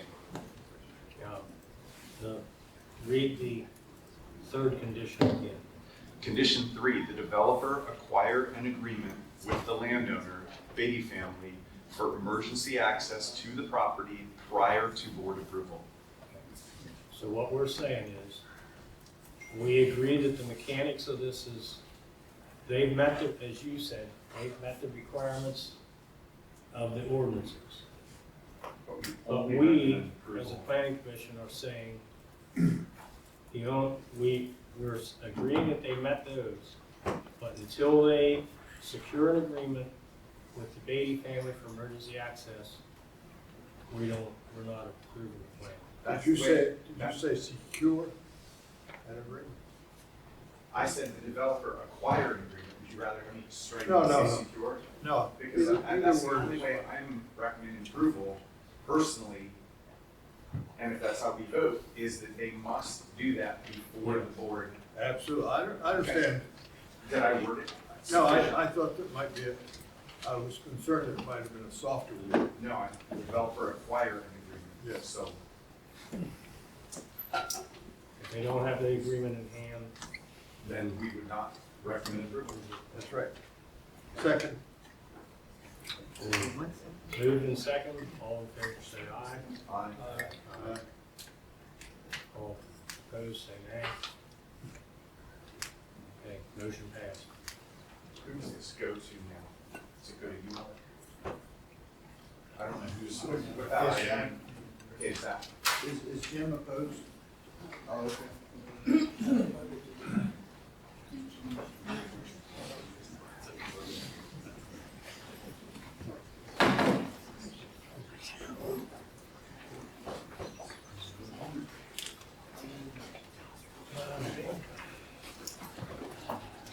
So will you be coming to the supervisors meeting this Friday morning? 7:30?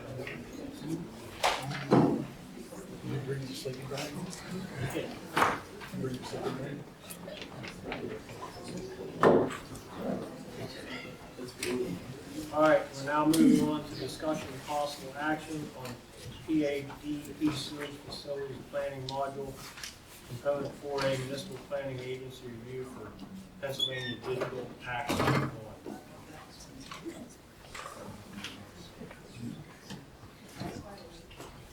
You have this document. There you go.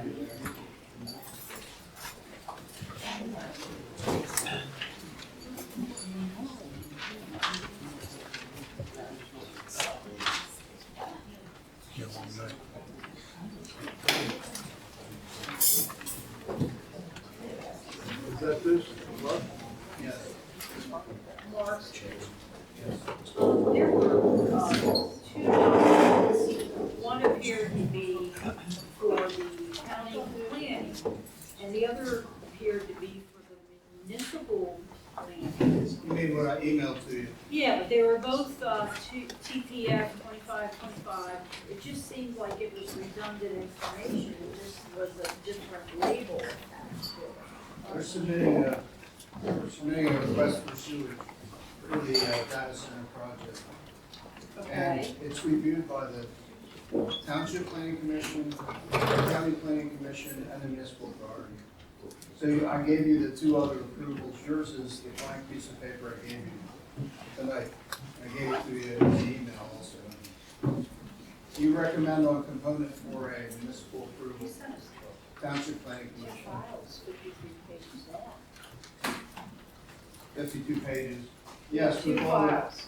but it's only two pages, really. And I attached the other items to the back of it just for support of it. Yeah, it's a long document.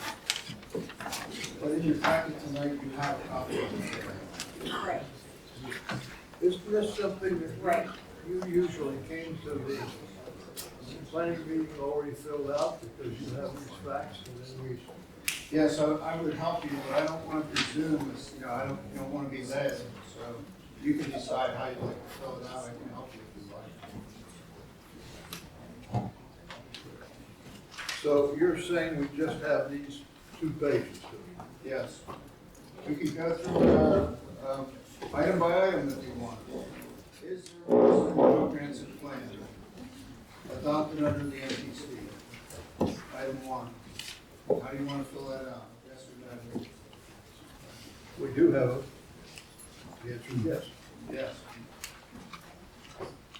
Is the proposed PAX 1 development consistent with the comprehensive plan for land use? Yes or no? I'd say yes,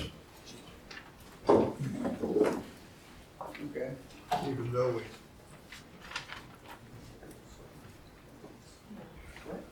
Is it consistent with the use, development, protection of water resources? Yes or no? No. anybody else want to answer?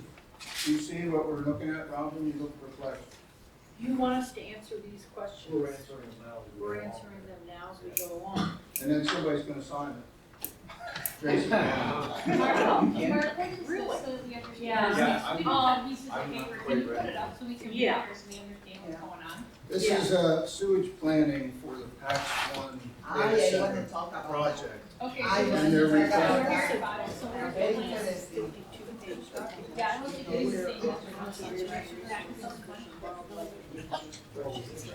as This is business of the planning commission to act on a planning module request for the sewage, for the plan. It's for the entire phase 1, 2, 3. Me either. Entire project. Yeah, I think Mark normally does this himself. No, I suggest, and I can suggest, I have what the Cumberland County Planning fills, how they fill it out.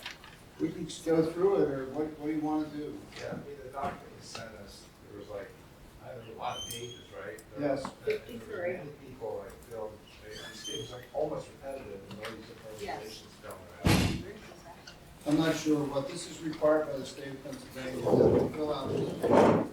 And I can help you to fill it out. That's what Planning we're doing. modules are done for every department that has sewage. And it's the state's plan of sewage for this particular project. And I have one filled out, I could go. And he normally, what I'm getting at is he normally does this and goes over and presents it to you for signature. Right. He feels it's best in this case, and I agree with him that you should go over it together.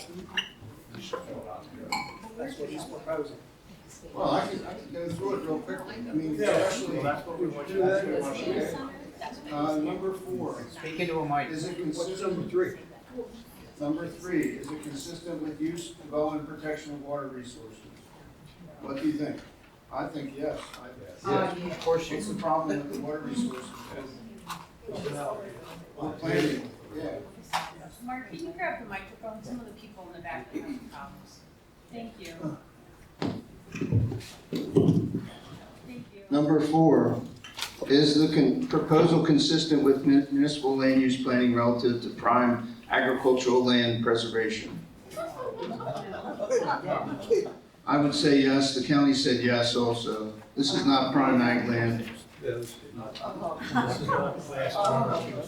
Correct. Number 5, does the project propose encroachments, obstructions, or dams that will affect wetlands? Yes. Yes, it does. The county said yes, and that DEP will approve those impacts. They'll be remediated and approved by DEP. Number 6, will any known historical or archaeological resources be impacted by the project? Yes. No. They did an archaeological study. There's no impact of historical or archaeological resources. 7, will any known endangered or threatened species or plant or animal be impacted by this project? Yes. Yes. Yes. Multiple plant and animal species were hit on with the, CNDI. PNDI. When I was reading over that, I couldn't get the page, one page talking about the bald eagle nest. I couldn't Yes. read the 4th or 5th page. The first 3 loaded for me. Or 2 bats. Yeah, Well, there was bats. What happened with the bald eagle nest is that they're doing everything to preserve it, and they're doing everything DEP requires.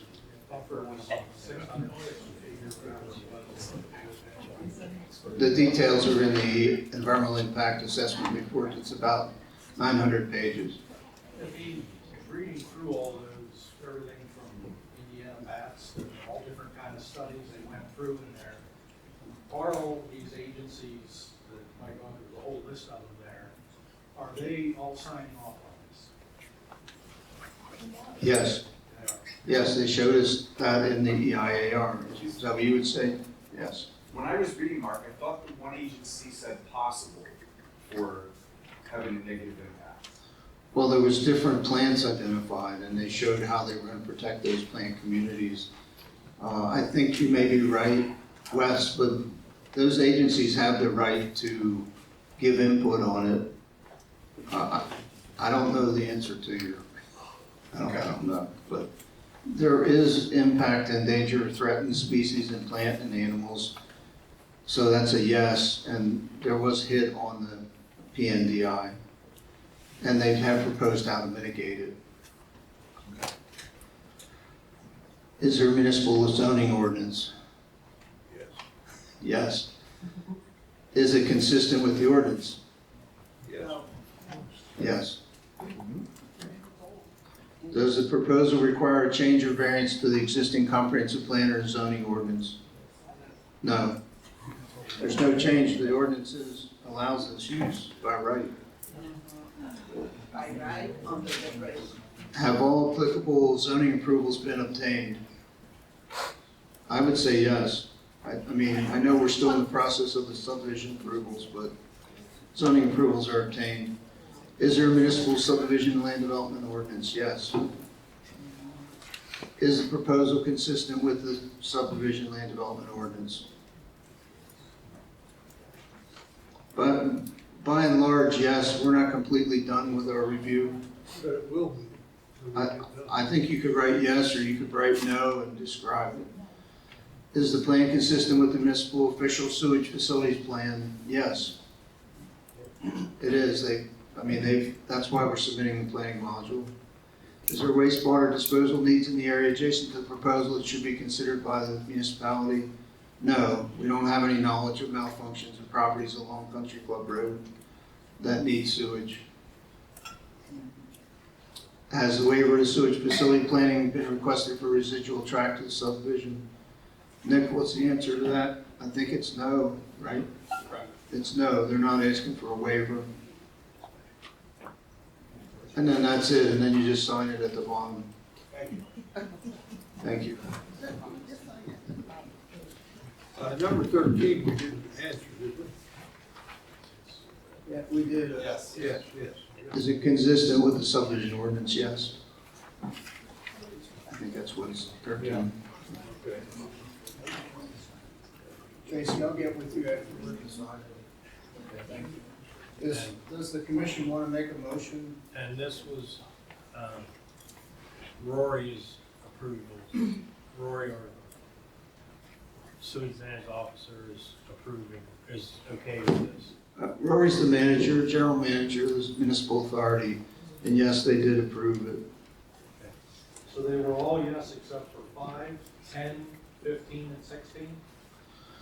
I have a no on number 6, 6, and I have yes on 5. and no on number 10. 15 and 16. Yes, correct. So one question I have on this is, it frequently refers to comprehensive plan. And I probably have a little bit of trouble with yes on those because, first of all, it's so outdated, right? And it talks largely about the benefit of the community, well, all that type of thing. So I think that's a reach versus zoning, right? I think Well, the only thing, number 10, Jim, if you read it, does it require a change or a variance to the comp plan or the zoning ordinance? Yeah, I was back up at 1, like, is there a municipal comprehensive plan adopted? So that would be yes. Oh, okay. then it says two, is this proposal consistent with the comprehensive plan use? And, there seems to be quite a debate over whether the proposed zoning is consistent with the. Well, You can answer no if you'd like. It doesn't, I just thought enough for discussion. yeah, I don't have a problem. That's up to you I don't guys. know if Mike wants to interject here, but my personal opinion is, unfortunately, or fortunately, depending on your personal opinion, Yeah. we have a comprehensive plan in place now, it's Right. old. But does this, what Marcus, is it consistent with the plan that is in place Correct. now? Correct. Probably not. You could answer no if you'd like. And I was just drawing a variance between comprehensive plan versus zoning. Like, I think we all got our heads wrapped around the zoning, but is it, so. And comprehensive plan leads to zoning. I understand. You want number two to be no, then? I'm okay, I was raising it. Okay. County answers. I move we approve the component 4A municipality planning agency review form with each item marked yes, except for items 6, 10, 15, and 16. What about two? Did we just add two? I thought we just said two. Now, you guys didn't have any consensus about two. Jim shook his head. Okay. Do you want two to be yes, or? The county answered yes, it is consistent with the comp plan. That's the county comp plan. Second. The move and second. All in favor of approval, please say aye. Aye. Opposed, nay. Motion. Now 2 seconds.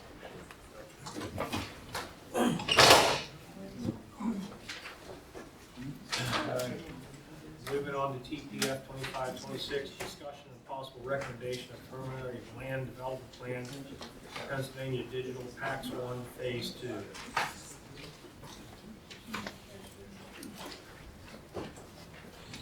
Mr. Chairman, if it'd be okay, we could go through both Phase 2 and 1C in the presentation that Nick's going to give, if that's okay. And so Phase 2 is the second data center campus. Phase 1C is actually a construction laydown area, which will also contain construction trailers. That'll be across the road on top of the hill. Yes, yes. And then during the presentation, at your last planning commission meeting, you raised several issues, this board and the public. Nick's going to address some of those issues during the presentation. Those that he does not address, I'll clean up a little bit after that. Then I think what we'll do is we'll walk through the waivers that apply. Phase 2 has the same waivers as 1B. I think there's 11 of those, and there's 5 waivers for 1C. And so then we'll open it up to any questions. Does that make sense? Yep. Okay. I'm going to turn it over to Nick then to go through the plan. You guys have seen this before at the last meeting, so we'll probably go through it fairly quickly. Hi, Nick Long, Senior PM with Live Civil. Yeah, like Andy said, I'm gonna try and keep this short. I mean, we've seen this a couple of times, and go through some of these, answer some of these questions you all had at the last meeting. So let's get started. Phase 2 preliminary plan. It was first submitted November 26th of last year. We received comments, recent comments of June 9th, which were in almost fully completed addressing. There was only a few of them, and I can let Mike speak about those at the end when we go through the waivers. Yes. I have comments June 8th. It says June 8th. I'm sorry, June 8th. Okay. I think we might have received them June 9th, but the June 8th, We're on yeah. the Same page, yes. We also resubmitted county comments on June 1st. And as Andy mentioned, we do have the same waivers we had on Phase 1B. They're in alignment with HRG's most recent letter being listed. I do want to note, we did remove the base under drain. That came up on the last few phases. And we can go over that in more detail at the end.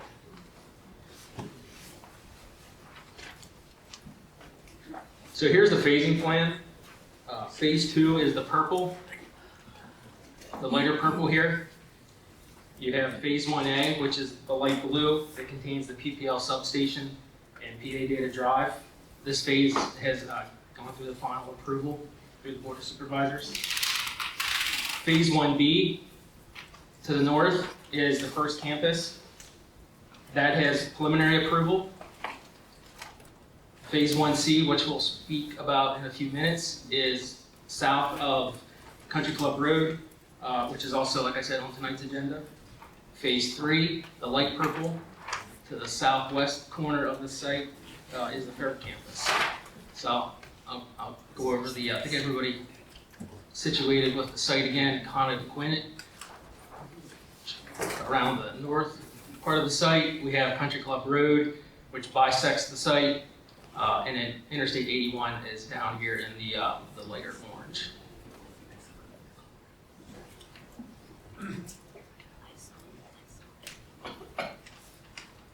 Existing conditions for phase 2. You can see that bright purple on my screen that looks like bright blue on the screens up here. That is the PPL laydown.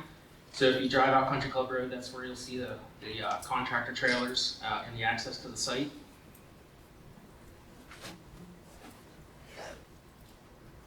Site plan. So we have 5 buildings, approximately 150,000 square feet, surrounded by the security fence. The blue is the stormwater basins. They're blue for illustration purposes. As I'll remind you, they do not hold water for more than 72 hours. And you'll see that the main point of access is here by the roundabout. It is just off of Country Club Road. And then also draw your attention to the security between the campus and the access point here of the roundabout. Zoom in a little bit there.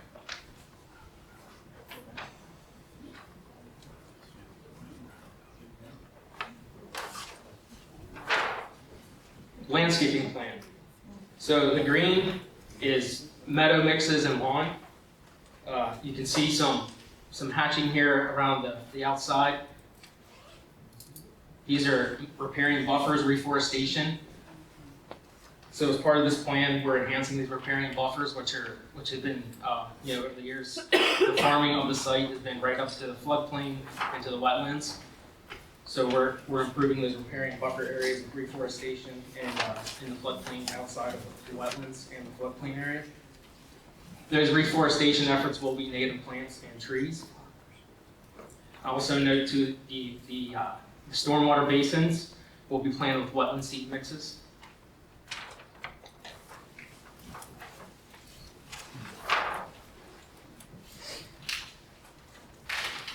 Will the stormwater basins be mowed and maintained, or? There will be, yes, there's an operation and maintenance. They have to be mowed, I think it's a minimum of once a year. But they're really to promote that evaporative transpiration and the infiltration of the water using the wetlands. Now the meadowlands, are we left go, or are we mowing those once a year? Or? Yeah, those will be left, they need to be mowed when appropriate to keep the non-native species, the invasive species. We have a lot of problems with trees that have those types of things pop up. Multiflora rose, barberry, those types of things. Yeah. So the goal is to use those native grasses to promote the butterflies and those types of things. So the last meeting, we had some questions come up concerning water and the generators. So I'm going to run through a few of these. The 5 buildings and the entire campus, I'll just note that we have 400,000 gallons per day allocated from NTMA, and that is to serve the entire site. The on-site storage for this phase alone is 10 million gallons, and that is, so between 400,000 gallons per day and the on-site storage is how the water will be used on the site for this campus. So we're not going to use more than 400,000 gallons a day, but we could use less. And we will mitigate the peaks with the storage. For clarity, we're talking about Act 2 here? Yes. Campus 2. So 400,000 is for all 3. All 3 campuses. So the 10 million, is that the whole campus, or is that For just? campus 2, phase 2, But campus 2, you referenced 400,000, but that's for all three. for the total campus, the total site. Let me ask a question here. How much built-in extra is here for this 400,000? Because if we look into the future, or compare the future to 50 years ago, and you say this might last 50 years, we've had a tremendous amount of global warming. Now, standing today, it's cold and chilly. How much global warming have you put into these calculations? Our water consultant has done these calculations. I have not personally done any of these calculations, but our water consultants confirmed that 400,000 gallons per day and 10 million gallons of storage for this phase.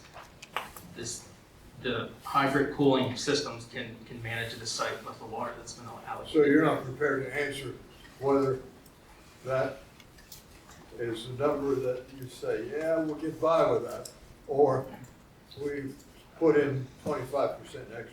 You're not prepared to answer. Yeah, so our tenant would respond to that question that they have designed a 30% 30%.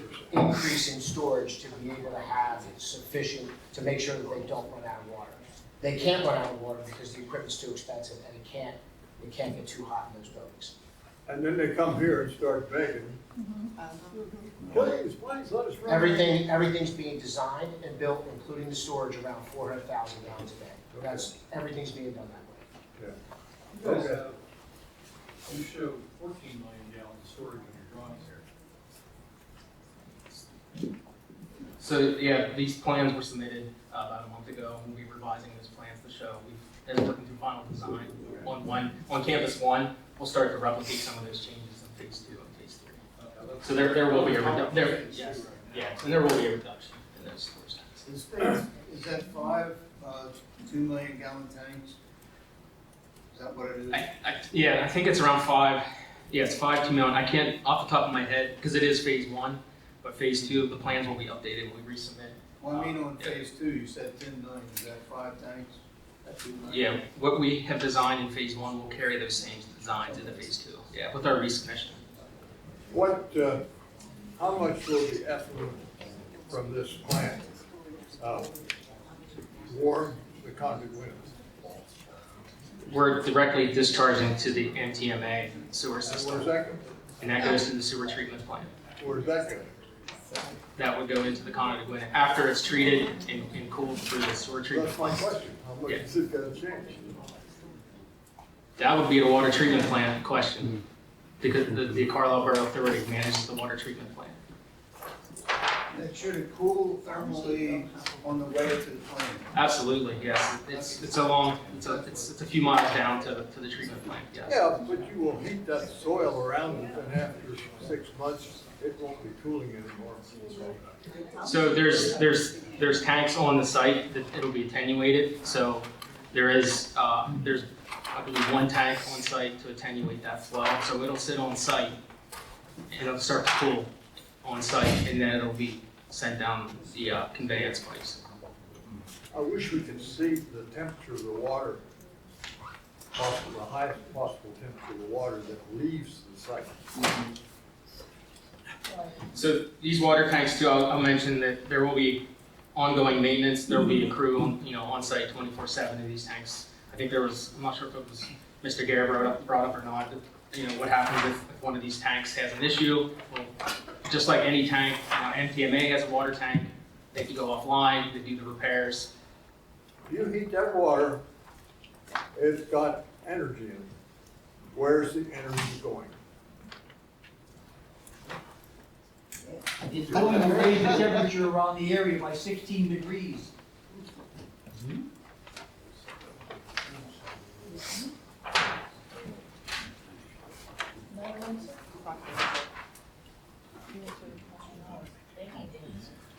I've reminded you people before of Ike Newton's first law. Energy cannot be destroyed or created. Therefore, you put it in the water, it's So got the heat's going to go somewhere. to Yes. show up someplace. Yes. So any heat on this site, I mean, there's workers, there's gonna be precautions taken. The heat that would come from this site, and if that come, it's gonna come up with the generators too. There's workers on this site, there's maintenance, there's O&M plans, there's protocols in place. And it goes down the pipe. Right, and it'll go to the plant, and it'll meet all the criteria, and the plant will accept that. And how much? We'll find out the answer. Thank you. I'm gonna move on to the generators. So there is no central diesel storage on the site. I'll repeat that again. There's no central diesel storage on site. I think there might have been some misunderstanding in the last meeting. There will be a central refueling location for the buildings. So all the generators will be filled with one point. So that one point, I'm sorry, I don't understand what you're saying. so there will be one point to fill the tanks, the fuel tanks. So you're gonna have them piped, you're gonna have them all connected, so there'll be a diesel distribution pipe system on campus. For the building, each building. For each For building? each generator. Okay, so if you have 16 buildings, you'd have 16 fill points. Correct, with double wall piping, secondary containment, meeting all the permitting and the codes that are needed for that. Well, that's encouraging. Yes. I mean, I think that's Yeah. much, that's more controllable and, okay. Yeah. All right. Yeah, that was based on our discussions with the tenant. So just to be clear though, because I know you had a concern at the last meeting about storage of diesel. There would not be storage. We were just looking for clarity. Understood. Right. But the one thing the tenant did clarify for us too is rather than having the truck move to each generator Right. and refill, which could be more spills, there's Yeah. one central location, everything is One per building, so you have 16 filling points. And every diesel has its own tanks. everyone has a fuel tank, of course.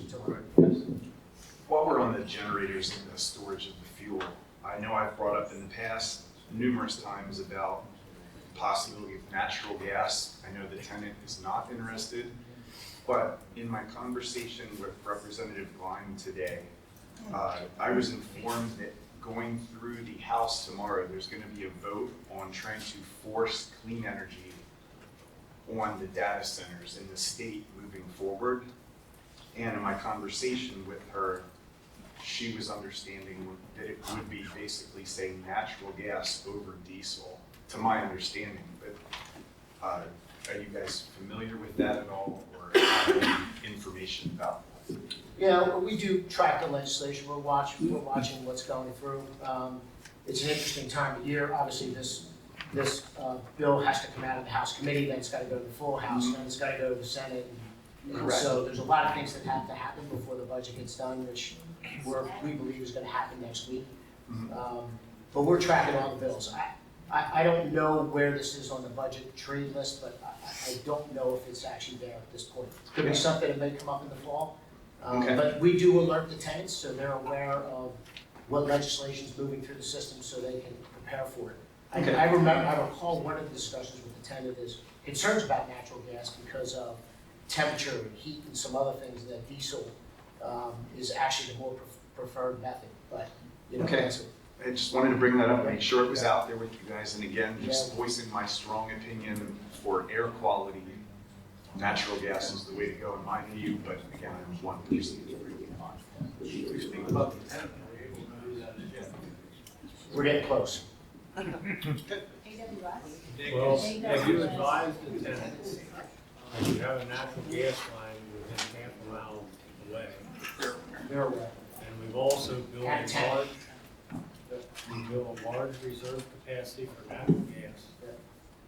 Pennsylvania has more natural gas than most states in the country. And just like the old farmer back here that used to, I asked him what his secret was to his success. He said, on feeding cattle, you feed what you have the most of. So we've got a lot of natural gas, and you guys want to use diesel. Our I tenant think wants to we need use to diesel. consider looking at natural gas. They don't care. We guys garner how much diesel fuel will be run on site basis for refueling, assuming there's no outage. Yeah, so the tanks could be up to 6,500 gallons, the belly tanks underneath.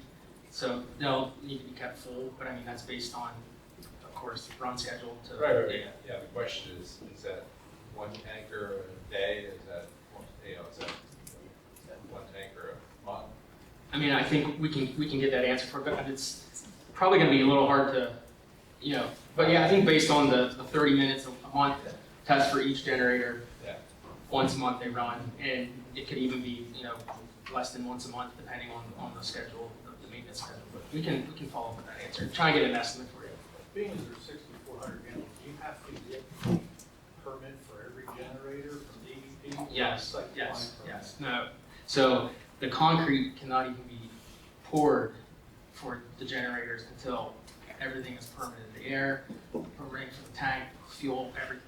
The planners are pouring the concrete for those until they're fully approved for each one. You're on permanent inspection schedules and stuff? Yes. for DEP, Yes, not yeah. for ultrasound and all Full compliance, yes, full compliance and all the regulations, yes.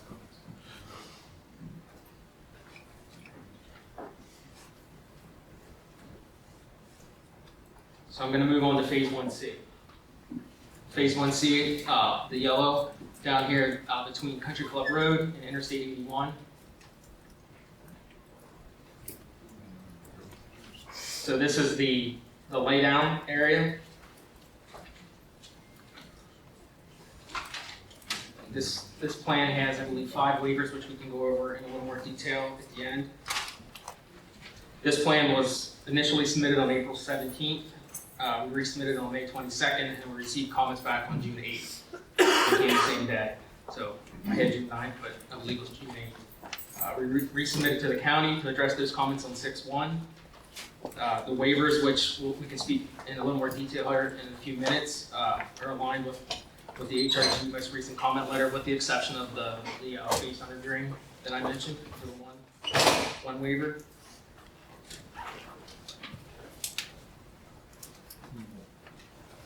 So this, like I said, is roughly the 7-acre laydown for the construction trailers. You can see, as on phase 2, we have some blue basins here. They're just the same type of basins as phase 2. They're shown for the blue for illustration, but these basins will not hold water more than 72 hours per DEP regulations. We are showing screening and berms around the south and along Country Club Road. There is a security fence around the laydown area. That security fence is 8 feet high and will have the black material for screening. Now, is this laydown area for the construction materials for the data? Yeah, it's for the construction trailers, temporary construction trailers.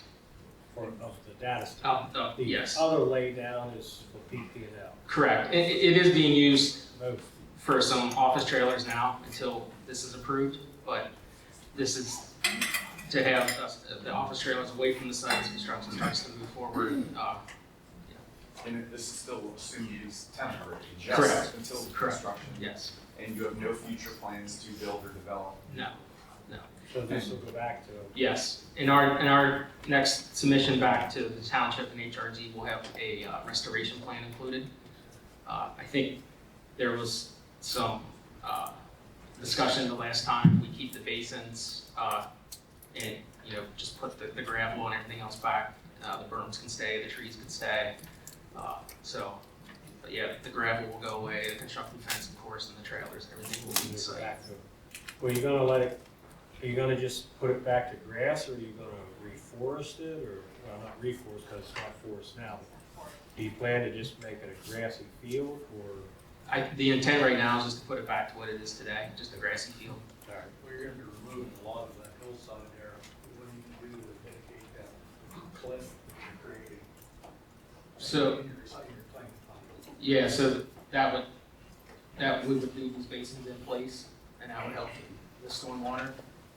And that runoff, that the runoff would be, the basins are in place for the gravel, but the gravel will be removed, but then the slope of the land, so we could keep it as basins. Speaking about the elevation change between the gravel lot and up to the top where the fence is. I mean, I think it would probably make sense just to pull the gravel out and put the topsoil back and replant, because there is gonna be trees on top of this.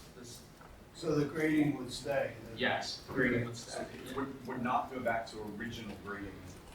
It would be restored to condition, but yeah, the grading, I mean, that, we can, Right now, the green, would that be wetland? that's the existing wetland. Because in my mind, that's not going back to existing. If you have a wetland, I don't know, if you have a flat area, it just seems very artificial. It does have a 2 to 3% slope across this. Okay. Let me jump to, I think there's been some questions about how does this get, there we go. There's a rendering of what it'll look like. And on the left side is the existing wetland where I'm watching that swale. Yeah, right in here, yes, off And- screen. You've gotten rid of the whole hill. Yeah, it's, So yeah, so this area here, this gravel area in the fence will be removed, this driveway would be removed, and this would be put back to the condition today. Yeah. So one of the concerns was the bank that your approach was on. Yes. So what's the length of that fall and what's the grade? It's 3 to 1 and approximately 30 feet from the top of the berm down to the. 30 feet? Yes, 3 to 1. 3 to 1. Yes. That's pretty steep. It's mowable, but yeah, it's not 4 to 1. So I think one of your questions, Jim, was to put the construction fence at the top of the berm. Right now, we show it right along the edge of the laydown. Well, the other concern that we discussed was the safety of kids play, you know, whatever might occur. Yeah. And then you remove the fence, the grade's still there. So you're not replacing that grade what it is today. You've made it steeper. We could flatten that slope out. If you would prefer, I mean, 3 to 1's pretty nice sled riding hill. It's, There you go. But I would like to see, you know, a nice even grade coming down as it is now. Is that kids, kids, back there in the bike swing down the hill. Like I said, great for sled riding, but we also taper out very. So, and that's part of tonight, is get your recommendations. So keep the fence along the laydown area for now. When it's removed, we flatten that slope out. Is that back to Back. natural state Okay. at this time. okay?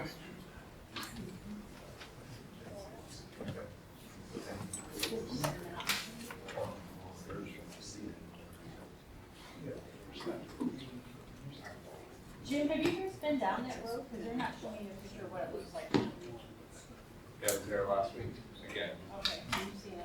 Yeah. I think we're jumping, am I wrong, we're jumping from phase 2 to phase? Yes, Let's stick to 1. 1C. 1C. 1C, yes. We're not gonna talk about 2. We're done with 2. We're done that, okay. Yes. We're jumping back and forth. Good way to confuse those people. Nick, if I could, I think a minute ago you mentioned that in your next submission, you're gonna provide some details on the restoration plan for 1C. We're gonna wanna take a good look at those, especially with regard to operation and maintenance, because if the stormwater basins are going to remain, they'll have to be maintained to make sure that they don't become, swamps. Similarly, if we're gonna go back to like a meadow seed mix or something like that, that'll also have to be maintained, like we just talked about earlier with phase 2, to make sure it doesn't get full of invasive. So there's probably gonna have to be some operation and maintenance agreement to go along with that restoration plan. Yeah, I think we could probably handle that through the developer's agreement, and for 1C, I mean, of course, the restoration plan will get recorded with the final. I think that's definitely something we can work through when we get the final too. That makes a lot of sense. Yeah. Just a quick question. The existing grade across that hill now is about like 10. Can you speak louder, please? Oh, I'm sorry. The existing grade, the existing grade across that hill is what, about 10 to 12%? Yeah, roughly, yeah. I think you're in the ballpark. So the material you're hauling out of there, cutting out of there, you're going to use someplace else across the street. 1C, everything's staying on 1C. We balance 1C by itself. So 1C is totally down. Yes. Okay, so where I was coming from was your restoration plan, a pure restoration plan would put everything back exactly the way that it was. Yeah. Which would mean removing the basins. Has any consideration been given to that, just to pure restoration back to where it was? I mean, that's up to, I guess, the planning commission. Would you rather us remove the basins or keep the basins? Well, if everything's gonna be restored to natural fields, field meadow mix, whatever, But thank you, that's basically what I was asking. why would you even need the basin, which brings up Mike's question. Now you're into operation and maintenance, and you've got all these other ancillary things that you need to be looked at. Keep it simple, get it back to what it was. That's where I was headed next, because I wasn't clear, but I think it would be a bad idea to have all those basins in there. Who wants to see that get around it? I would be a proponent of complete restoration. Yeah, that's fine. Yeah, that's fine. Complete. What is the acreage of this flattened area with the study? A little over 7 acres. And this total is It's a little bit bigger than that existing area now, okay. that's fine. So I guess with that being said, remove the basins, but I assume you do not want to remove the trees and the berm along the street. Those are street trees that are. Keep the tree. Yeah, I would suspect you want to keep the I'll trees. clarify that, put it back the way it was, except keep the Keep trees. the trees. Keep the berm. Has there been any talk about permanently preserving this? Because I know as it stands now, it is still part of the data center overlay. And that's a concern I personally have is in the future, this could be coming back to us and say we would like more data center buildings on plot 1C. And I just think that's an undue burden to the people that live on Country Club Road and the development right beside it that is still going in right now. We can probably address that in the developers agreement, so. Thank you. Developers agreement, see. Right. That's recorded too, right?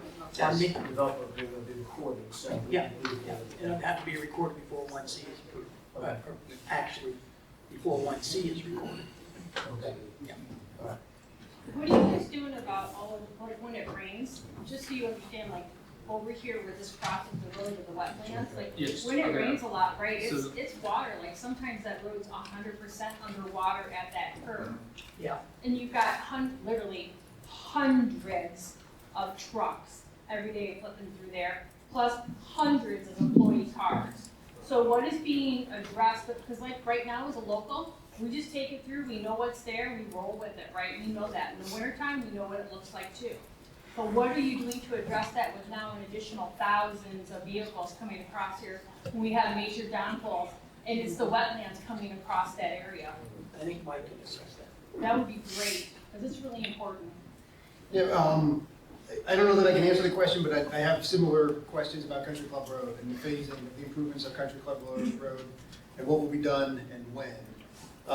With phase 1A, we have a developer's agreement with you guys, which includes reconstruction of the frontage of phase 1A as part of 1A. It's unclear in what we've received for phases 1C and 2 when those Country Club roadway improvements will be provided.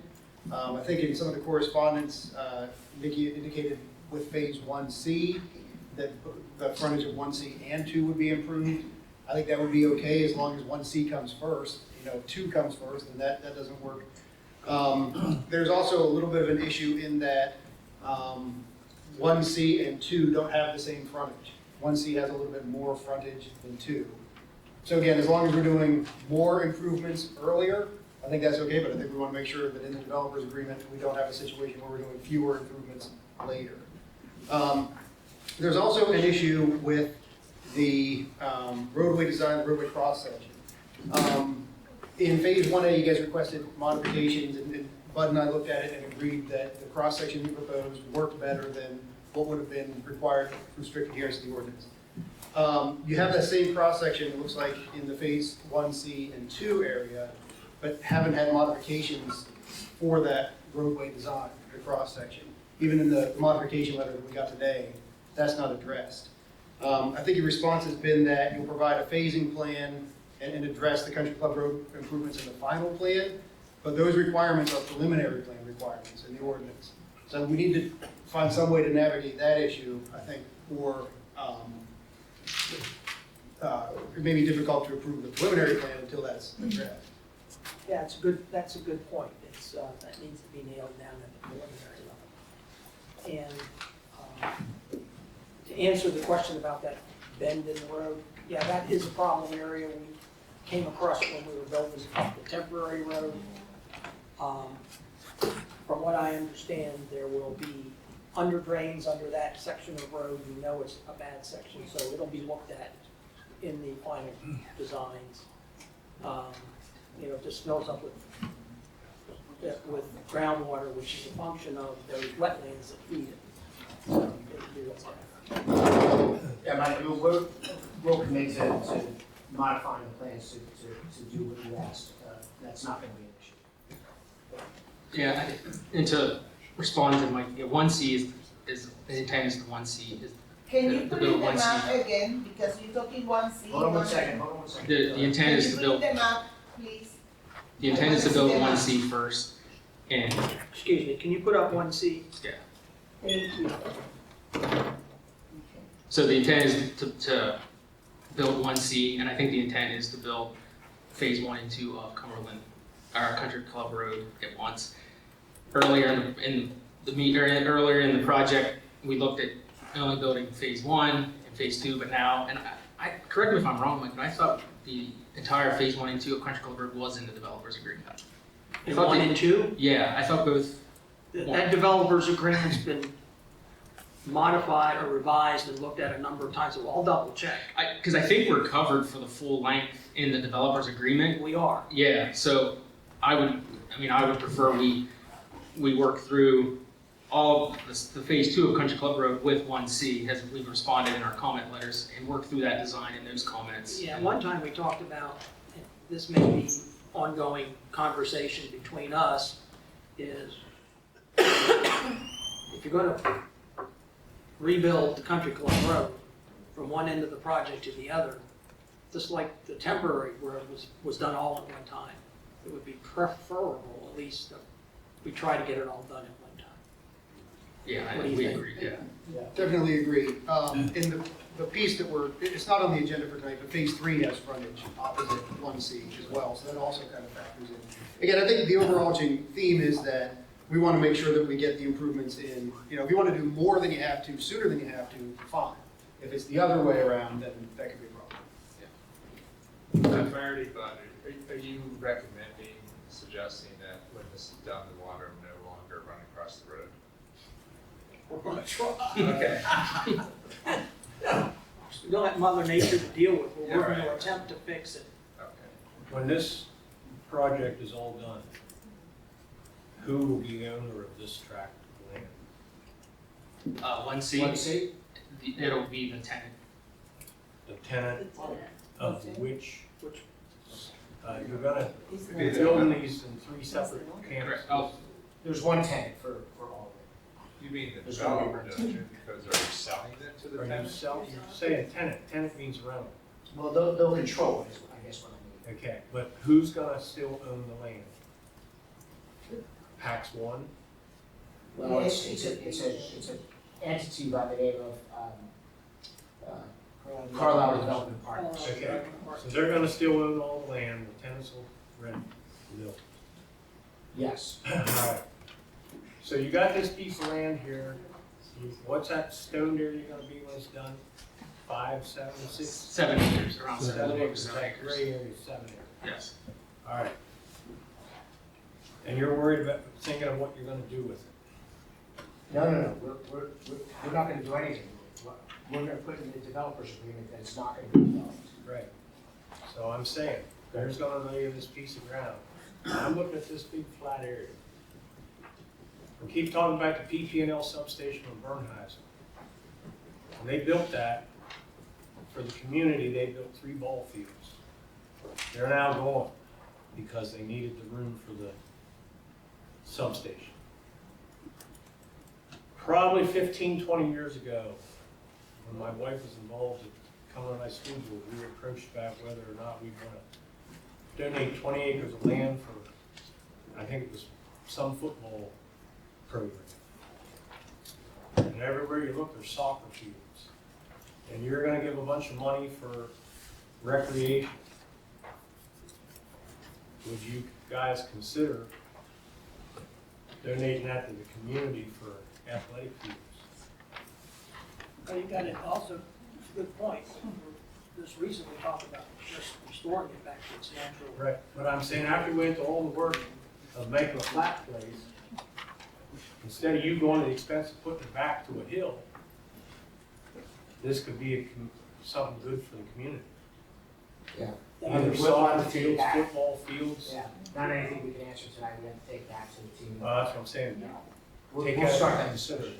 Okay. You'd have to just look at that, because if you're gonna make that a field or something from it, then you'd have to start maintaining your. That's right. Right. Correct. But I'm just saying, I'm not saying it's gonna happen, I'm just saying it maybe could happen. Yeah. Okay, we'll take that. Good suggestion. I have questions here. You listed MRC cell. Am I just stupid, or does everybody not know what an Managed release concept. A what? A managed release concept. So it's a, but you, Okay. Butter Mike, you guys talk about this better than I do sometimes. Go ahead, Michael. Yeah. This is the same stormwater basin type that's been used across the I site. understand now.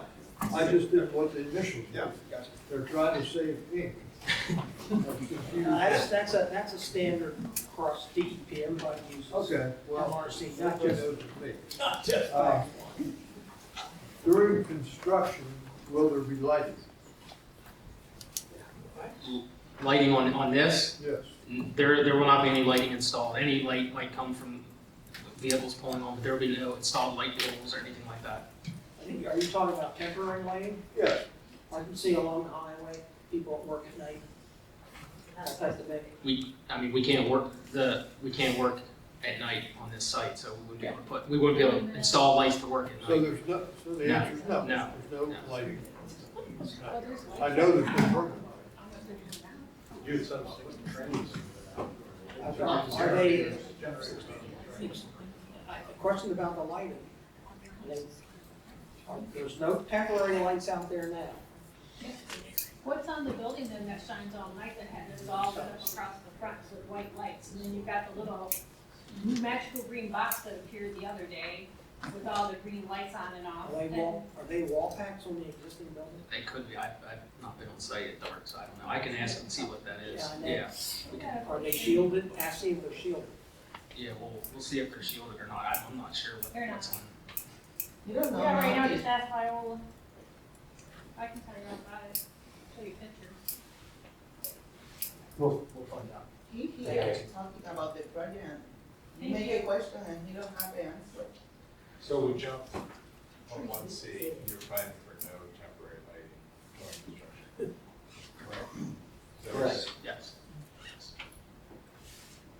One other item on 1C, and then we're going to jump to the last slide. So the NPDS and ENS hasn't been submitted yet. We're waiting to through these comments, and we will be submitting those in the next couple of weeks. So we have to get through. Mike, can when we get past the next slide, if Mike wants to comment on it, anybody want to comment on our reviews, the 2 recent review letters, a few comments that we're taking care of. We're looking to resubmit. We're going to take some of the planning commission's recommendations on the restoration, which I think that's probably something that might need to come for final until we work through, the question that Mr. Klein brought up, and, how are we going to restore this? We're going to restore it to. So that's one thing I wanted to add. So yes, the NPDS and ENS will be submitted in the next couple of weeks. We'll copy the township on that submission, so you're aware of that. But it will be for phase 2 and phase 1C at the same time. Okay. Just to the last slide here, this is the community engagement. I know I think it came up a little bit tonight. There's been some resident meetings. There was one a few weeks ago. There's a few this week for the community around the site. The construction updates. The blasting has restarted approximately 7 days from June 1st, and that is dependent on weather. I think Jim spoke about that some, and Mike as well. For construction updates, we're going to have the PAX One website updated as we can for those updates when they become available. And then below there is the PAX1campus.com, and that QR code also will take you to the PAX One website. And anything to follow up on? Yeah, I think there were a couple of other issues that you raised in the last meeting we haven't touched on yet. One of them was the reliability of the 500 kV lines with PP&L. I spoke to PP&L. I got a very technical response back from them on this. So I'm going to paraphrase some of it, but basically they said there's been no outages on their transmission lines of 500 kV since 2018. I don't know why they picked that date, but that's part of the response. They said while additional historical data can be requested, they indicated that the more meaningful measure is the overall reliability of the bulk electrical system and the standard under which it's planned and operated. And then there's a whole paragraph about the bulk electrical system.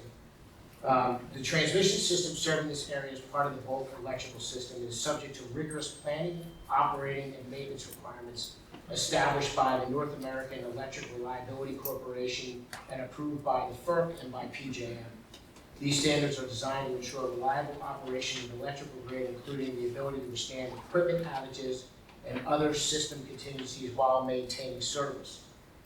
To expand, they said, the transmission system is planned to satisfy applicable reliability criteria, including the ability to continually serve load following loss of a single transmission element, commonly referred to as an N1 mitigation or contingency. As a result, in the unlikely event one of the lines were lost, there should not be an interruption in service. They also offered that the township, if you wanted to talk to them directly about this, they're happy to have a conversation. I'm looking at you, Zach, maybe if you wanted to talk to them, they would be happy to talk to them, but I reached out to them directly on that. I think that another issue that was raised at the last meeting is about the equipment in the data center buildings, who's responsible to replace it and recycle it, and that's going to be a tenant responsibility. I think we've talked about this in previous meetings. The tenant equipment inside the buildings has a useful life, and as technology evolves, that equipment will be recycled and replaced. Fortunately, there are companies, the tenant tells us, that focuses on recycling and reusing materials in data centers, particularly the metals and the equipment, like the chips. They are recycled, and the tenant will continue to contract with them for these purposes while they're on the property. And I think that was the two bigger issues at the end of the meeting, and I think the other ones we all covered. I asked that question about power, the grid itself, the bulk grid, rarely ever goes down. Right. And they're building redundancy now across Tracy's property as well, back to your facility as a backup. Right. So, as far as chips go, that something you may have seen on the news this week, the Pennsylvania company is ramping up production of building on new photo chips, which do not use current in them versus light. They use light, which requires significantly less cooling than that. So that technology is evolving quickly, which will probably be in place before you guys get up and running. Quite possibly. Quite possibly. But yeah, I think that was. Yeah, Here in Pennsylvania. Yeah, I mean, there's obviously a lot of stories now. I mean, certainly the tenant community, the big five, are looking at all kinds of new technologies, and I think it's going to evolve pretty quickly. I know you guys were talking about most of these buildings will be upgradable either to the liquid-based cooling, glycol or whatever it is, when that technology gets online, because some of us in the industry have been using that for years to cool our AC drives and stuff like that. But, so it's an evolving technology very quickly. Very quickly, yeah. I had one additional question I'd ask you about, when you guys are obviously going through the process now, you're reducing water tanks, but I'd ask about what your real estimated annual water usage is going to be. It's not the 400,000 gallons a day cap. Yeah, so we think that our hydrologists and tenants are telling us probably somewhere around 22 million gallons. The storage is going to be close to 30 million, and that is why I said to you, they're building additional capacity to make sure that they don't run out of water. And again, the key is the 400,000. We can use less water, we can take less water, we can put less in storage, but we can't take more. That can't happen. Yeah, as it evolves, you know, when I built factories, I went down every utility and I guessed it, calculated that all the energies I was going to use in the water usage, the sewer, everything I had to go down. And I had a number. Now, I usually padded a little bit.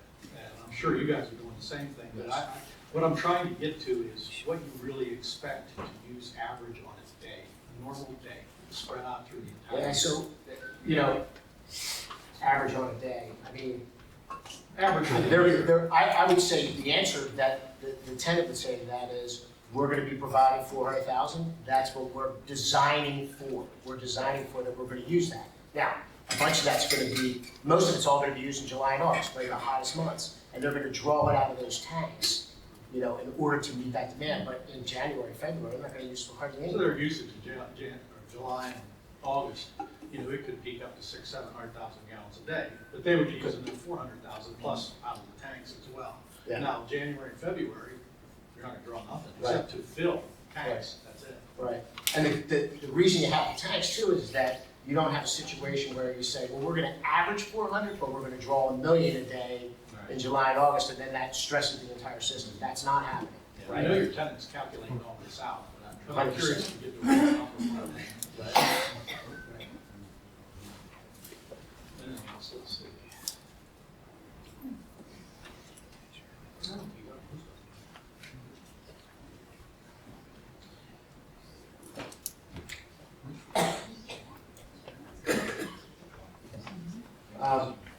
Do you want to do questions now, or do you want to go through the waivers? What do you guys prefer? Let's do the waivers. Let's do the waivers? Okay. Can we run through it, or? You want to run through them, Mike, or you want us to run through them? Go ahead, you guys chime in. Okay, let's start with 2. Start with 2. I'm not gonna read the entire, I'm just gonna read, because like I said, all these waivers are the same waivers we've requested, so I'm not gonna go into all the detail. The first one, 501A2 plan scale, asking for the scale modification. Number 2 is 501.A.6 is map scale. It's the location map scale, not to exceed 1 inch equals 1,000. We're asking for modification for that. Number 3 is section 501C19, 303J12, and 303K12. This is the meets and bounds for the easements. We asked to defer this to the final, once all the final utility and stormwater design is completed, so then we can save some time for everybody, review engineers and ourselves, and paper to push that to, and defer that to the final. Mike, this is the one this is not this phase, but the next phase, this one comes up. Number 4, section 703A10 is the curb and sidewalk along Country Club Road. We removed the pavement under drain from this one, and we added the note that the sidewalk is deferred. I forget the exact text of that note we put on the plan, but it Essentially says that within notification by the township, the developer will install sidewalk along Country Club Road within 6 months. That's standard. yeah. The next one is the road improvements. This is the press driveway curb waiver that we're asking for. Section 703I4.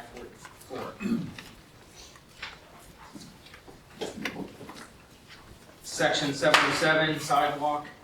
This is for the waiver of the sidewalk for the interior of the site. We are showing sidewalk though in some of the areas on the site for pedestrians, but this is pertaining to ditch streets, but we are showing some sidewalk, so but we are asking for this waiver not to be required to show sidewalks everywhere. And this was granted as well on Campus 1. EIA is a modification to read the section 718 D3A, 718 D4A, 718 D4B, 718 D4C, 718 D4D, and these are all plan scale modifications. The next one we have not needed, it was dealing with plans and elevations, which we were deferring to the final. If you remember, in final 1B, we supplied elevation views.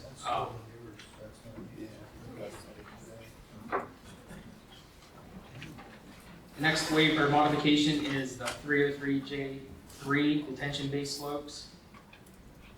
This is not to be steeper than 4 to 1, and the required slope for the basin bottom is 2%.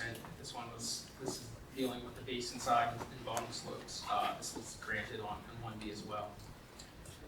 The next modification is for the dewatering, section 303H17.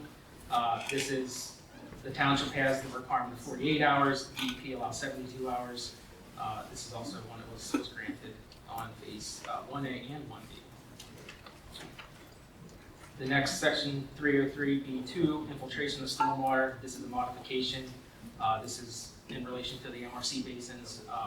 We're proposing MRC basins on this part of the site. I believe they're all MRC basins, and I don't think this campus has any infiltration basins.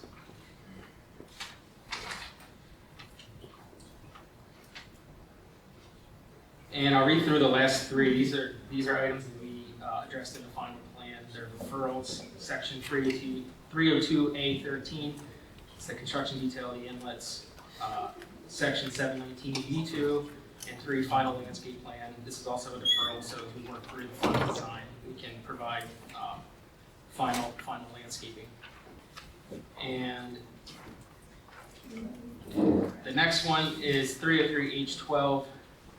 Geotechnical MRC certification. We asked for this deferral to the final as well.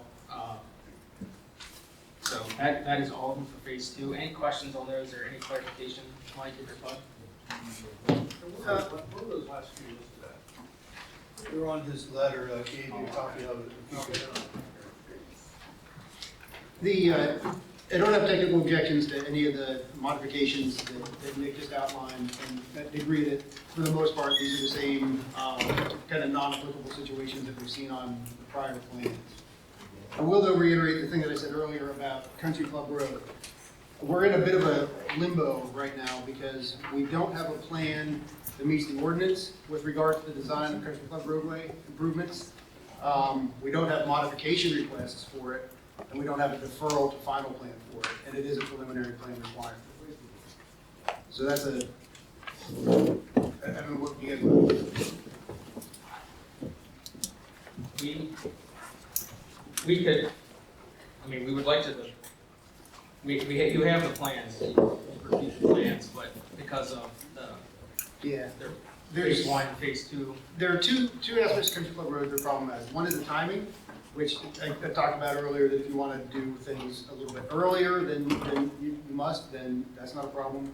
The other part is the design of Country Club Road itself. The design that's submitted doesn't meet the ordinance by the letter of the ordinance. It's consistent with what was submitted in phase 1A, and which we agreed to modifications are on in phase 1A. Those modifications haven't been submitted for phase 1C and 2, and nor have a deferral until final plan been submitted. So could we proceed with a conditional recommendation from this board that the plans be amended consistent with what we've agreed to here at the meeting for final approval? I'll ask the board. So you would make a recommendation and condition the issues that Mike's raising on Country Club Road, which we have no objection to, we'll meet those requirements. Yeah, all agrees with that. Okay, that'd be good. Yeah, I think we can work through and You got yeah, we can work through It just that. has to be addressed in some way, because what we have right now doesn't quite work. Okay. If this board's good with a deferral, then I think that's all. Okay. Deferral or condition, yeah. Okay. And that's the waivers on 2. We want to go through 1C. Mike, are you? Why are we jumping back and forth? Let's finish one, and then Okay, finish the other. that's fine. I started with saying we were going to do both, but you're right. Let's do. If we did our presentation on 2, we went through the waivers. Why don't we open it up for any further questions you have on Yeah. Campus 2 or Phase 2?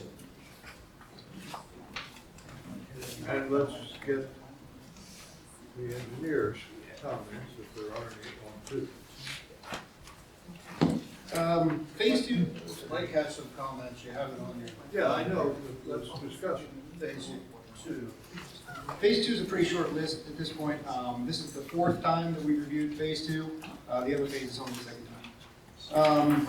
We talked about pavement-based drain, and we talked about the modifications, so I'll kind of skip over those. Under zoning, we're looking for some additional detail in the grading, a few places, especially as it pertains to ADA access into the building, and making sure that we can maintain proper ADA access, but also have proper drainage. So we need some more detail on the few areas there. That's really both of the zoning comments. Subdivision and land development, PADEP sewage planning module, which was the first item we talked about. Subdivision and land development comments 2 and 3. 2 is one of the waiver requests, which is I believe the depressed curb for a driveway, which really just doesn't make sense for a driveway of this scale. There's a requirement to either dedicate 10% of land area or provide the disturbed acre fee for park and rec fee. So that hasn't happened yet, so that's still a comment. Retaining walls, we'd like to see design for retaining walls, but that can be part of the final plan. And that, I think, ultimately was determined did not relate to the building permit, or did relate to the building permit? It does require a building permit, we've issued one on the Form A. Number 3, though, Mike, the rec fee in lieu, they've agreed to provide the rec fee in lieu, giving us the acreage. That would be provided in final. That's not a preliminary plan Okay. requirement. Yeah, we can move that to final plan, just as long as it does happen before final approval. Yeah. Environmental impact assessment are, let's see, 5 comments related to the waivers of plan scale. Because of the size of the site, we are fine with mapping at a different scale to depict the various features of the site. There is one table in the EIA that doesn't match the PCSM narrative, so we're asking for that to be updated. I think it's probably just something that got changed or refined as the design was developed. Stormwater management, they need to get an NPDES permit. They need to, and then there are a few things that were subject to the waivers, which are slopes inside the basin, the dewatering time of 48 hours versus 72 hours, the use of MRC cells, and final verification from DEP on their acceptance of the MRC basins, which would be part and parcel for the NPDES permit approval. And then there's a couple of features that are missing on one of the profiles, probably just a CAD error. Country Club roadway improvements, talked about that at length.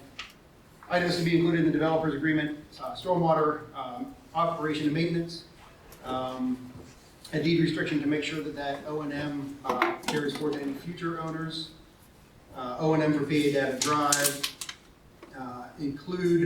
update the developer's agreement for any off-site improvements to Country Club Road. And then lastly, items to be addressed in the final plan, sign and execute the operation and maintenance agreement and record it. Include a deed restriction to make sure that future owners are bound by those O&M requirements.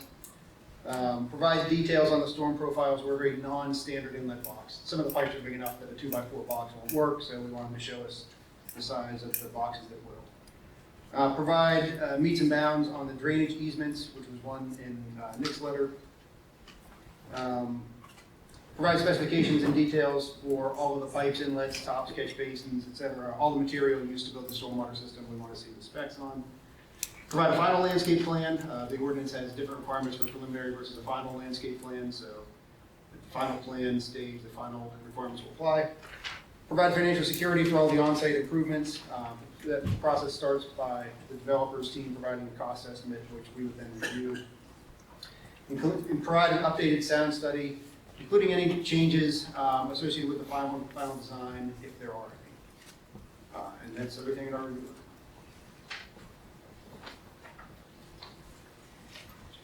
Okay, no objections. We'll deal with all those issues.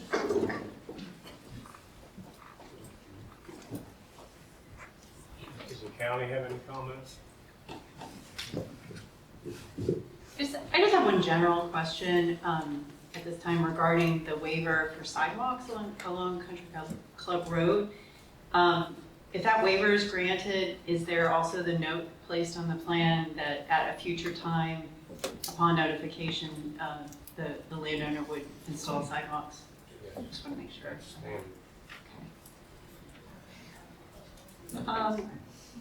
So sticking with phase 2 then, just trying to.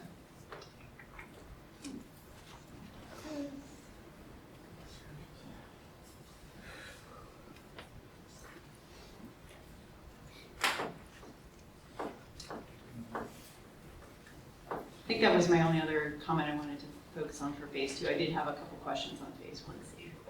Thank you.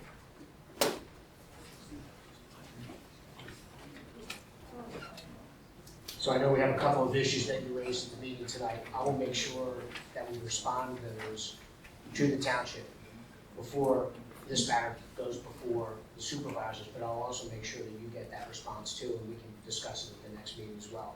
So I have the issues of temperature of the effluent water. I have the issue of the delivery schedule for the diesel. I have the issue of considering donating the land for 1C. And then the third issue is what are the wall rights and the shielding that's currently on the site. So we'll get information on those. We'll get that to you. I'll get it to you Tuesday. Yeah, well, I think that's everything. Just for the scale of fielding, fill those generators. I know they're going to go on phases over years. 319 tanker fulls from empty to full.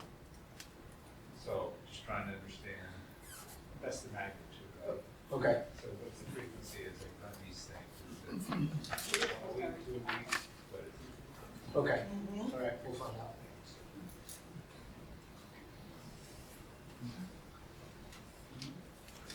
Any further questions on 2? I think we'll move on to decide, or decide we're not gonna move on to. So just in a lull here, I've asked in the past, I knew Charlie Courtney kind of addressed my question in the past and said there wasn't a major issue with it, but we hadn't considered it. The adjoining properties on Country Club, have you guys discussed any more with a formal plan to offer a fair market price to those individuals if they're so inclined? We're discussing that internally, and we've had some discussions with some of the neighbors. So that issue is ongoing. Because I did hear that mentioned earlier again, where people were saying they were directed to talk to you, and I just didn't know if there's a way to get like a formal process to have that as a possibility, because I think everyone's recognizing this is a very large disturbance for Yes. especially those people. We recognize that as well. All right, I'm hoping that moves along. Thank you. I mean, any of the neighbors that are here that live on Country Club Road, if they need my business card before I leave tonight, just ask me for it, they can have it, we can start Why don't the you just leave discussion. it on the table, we'll come down. Thank you. Why talking only about Country Club Road resident? Packs have resident behind, the Meadow and Country Minor. We affect too. This person, both person in this table, coming here, talking about, what the packs have around, but never coming with the blueprints, show with the pipe for sewer, for water. You're supposed to come here with blueprints or whatever, because they have a lot of paper in the table. That road is closed. Anybody know about the sewer here? Where's the sewer situated in the past? Talking about 1C, 1B, phase 2, phase 1, and never show nothing. Nothing. The residents don't see anything, any paper, only what show in the TV, in the screen. What don't you understand about the sewer? You know what? Only know me, a lot of people. Any resident here know where is the main pipe for PAX 1? The main one. The water or the sewer? The water and sewer. Some resident here know in what building, one phase, is situated the main pipe for water and sewer? Anybody? Somebody know? No, anybody. Because always sit here in the table talking about what they putting around the tree, the fence, whatever, but never coming with the blueprint and show the sewer connection, Is this the something water that- connection. Does the planning commission want them to show the general layout? They've already showed where the water line is, they've relocated. Yeah. it The from blueprint. under the property. We wanna see the blueprint, Well, they're laying. the running connection, because Pax One have a pipe cross to the creek. We wanna know if Pax One connect in this line, because that line cross to the creek and connect to the Middlesex Township land. We wanna know exactly the blueprint, we wanna see the blueprint, I wanna see the I can blueprint. address this, I mean, or give me the microphone. I think there is some confusion in your thinking. No, I'm not confused. So what I'm saying, the sewer from this project is going to go to a pump station. Then it will be pumped down Country Club Road from the site all the way to the Harrisburg Pike. Where's the blueprint? We have them laying right there. Where? I'm telling you where the sewer flows. It flows down to the Harrisburg Pike. It does not flow to the treatment plant at Country Manor that serves the Meadows and Country Manor and the Ridings. That is a private sewer plant that's not owned by Middlesex Township. So the sewage flows to a pumping station. It's pumped down to Harrisburg Pike to the main, then it flows to the Carlisle Regional Sewer Treatment Plant off of North Middlesex Road at 50 North Middlesex Road. The water for this site, we already explained, was relocated to the eastern side of the property. It's a 10-inch water main. It existed before this property was developed, and it does serve Country Manor, the Meadows, and well, not the Ridings, just Country Manor and the Meadows. So I'm not sure what questions you have as far as you want to see exact details of where the sewer and water lines are. I'm telling you in a general way, that's exactly. What the main pipe coming to what building? 1B, phase 1, what building close to the creek? There's 3 campuses. Each of the campus flows to a pumping station. Then the sewage is pumped. They're going to dig up along Country Club Road all the way from the site to Route 11 and under Route 11, replace the entire pipe all the way down to the sewer main, and then it flows to the sewer treatment plant. It's very simple, and I'm sorry if you don't understand what I'm saying. I have a paper in my hands. The paper said, talking about somebody have a conversation by email. I don't know if the company, the PAX, the email what I get by right to know, talking about the pipe under the creek. What pipe that conversation talking about? The PAX 1 is not installing any pipe under the Condaguena Creek. Is that what you're talking about? The conversation is about. Well, that's okay. If you want to meet with me sometime, but I don't know what you're talking about. There's no plan to run any pipe under the Condaguena Creek. Yes. It's already existing. The No. water does flow under the creek The already. paper what I have. That's talking okay, About okay. blasting, because they have to connect a pipe, cross the creek, under the water. Okay, I have that paper by right to know. Thank you. I've tried to answer They you. did, when they rerouted that pipe, Mark, they did reconnect to the pipe that goes under the creek. Yes, Right. yes, but That's they all they didn't did. install any. They have to blasting because they have to reconnect. No, it's already connected. Okay, no problem. It's already connected, they moved it. It's and you're- affect, you're still the getting water. conversation talking about affect 30 feet the humidor. That conversation, I have that conversation, Okay. but that's fine.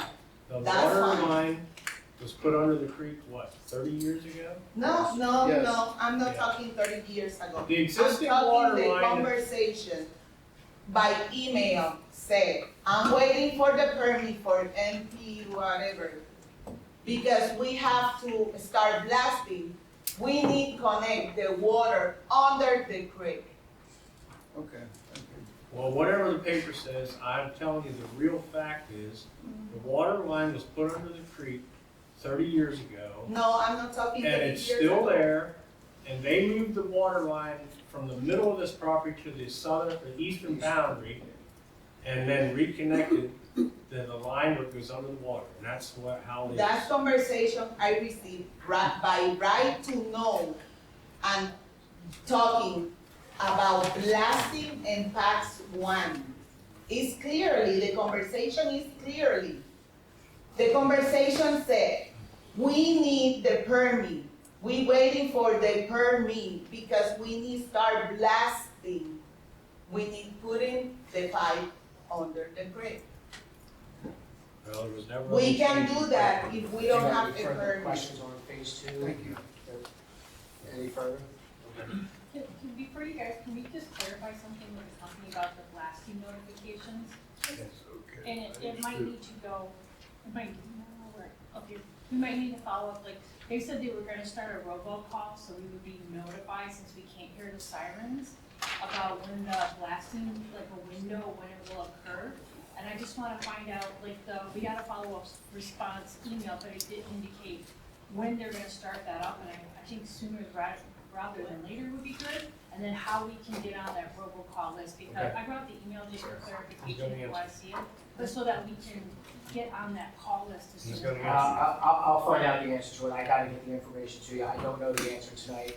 If anybody's going to the meeting tomorrow night or this week, they should raise that issue. They might have a better answer, but we'll get an answer. Okay, thank you. You're welcome.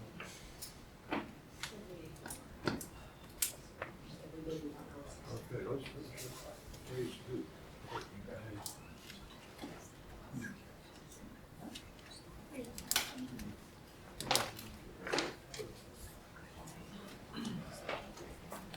So, any more questions on phase 2? Make a motion, I guess we could make a motion to approve it, we have to put a condition in there before what? Final preliminary, or they have to have a road plan. Yeah, the country club roadway design and the schedule of construction would be deferred until final. That's actually in your comments. Yeah, it is. Not that exactly. Underdeveloped. Not deferral, but that it needs to be done. Yeah, let me get you the exact language here that's in the letter.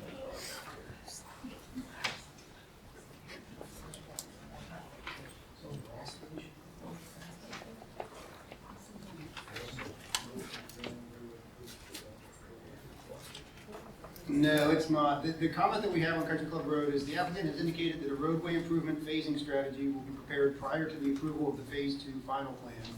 Unless a modification is granted, roadway improvement designs are a preliminary plan requirement. So if you were to defer it until final plan, then that would address the issue. But that wouldn't automatically be included in the motion if you reference my letter. Because my letter doesn't say defer it to final plan. It says it's an issue that's outstanding preliminary.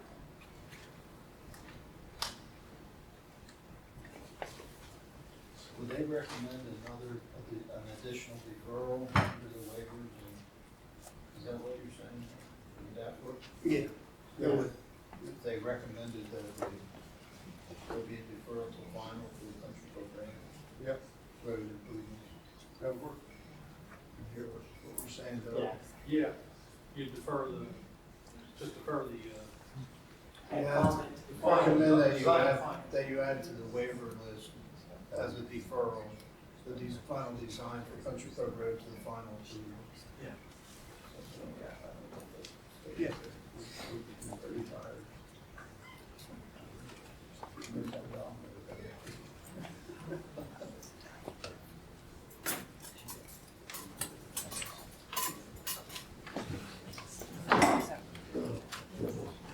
So, do we need to list all the waivers individually, or you gotta do waivers for individually? Yeah, you can do them as a group if you want to. How many are there? Are there 10? 1, 2, 3.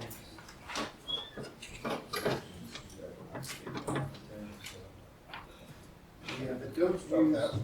don't use our list because we got an updated list from Living. So, They got them numbered here. What, any objection if we use the no, I don't. There's actually one that's removed. So we can refer to the Livick letter dated June 19th with the one removed and then the addition of the referral.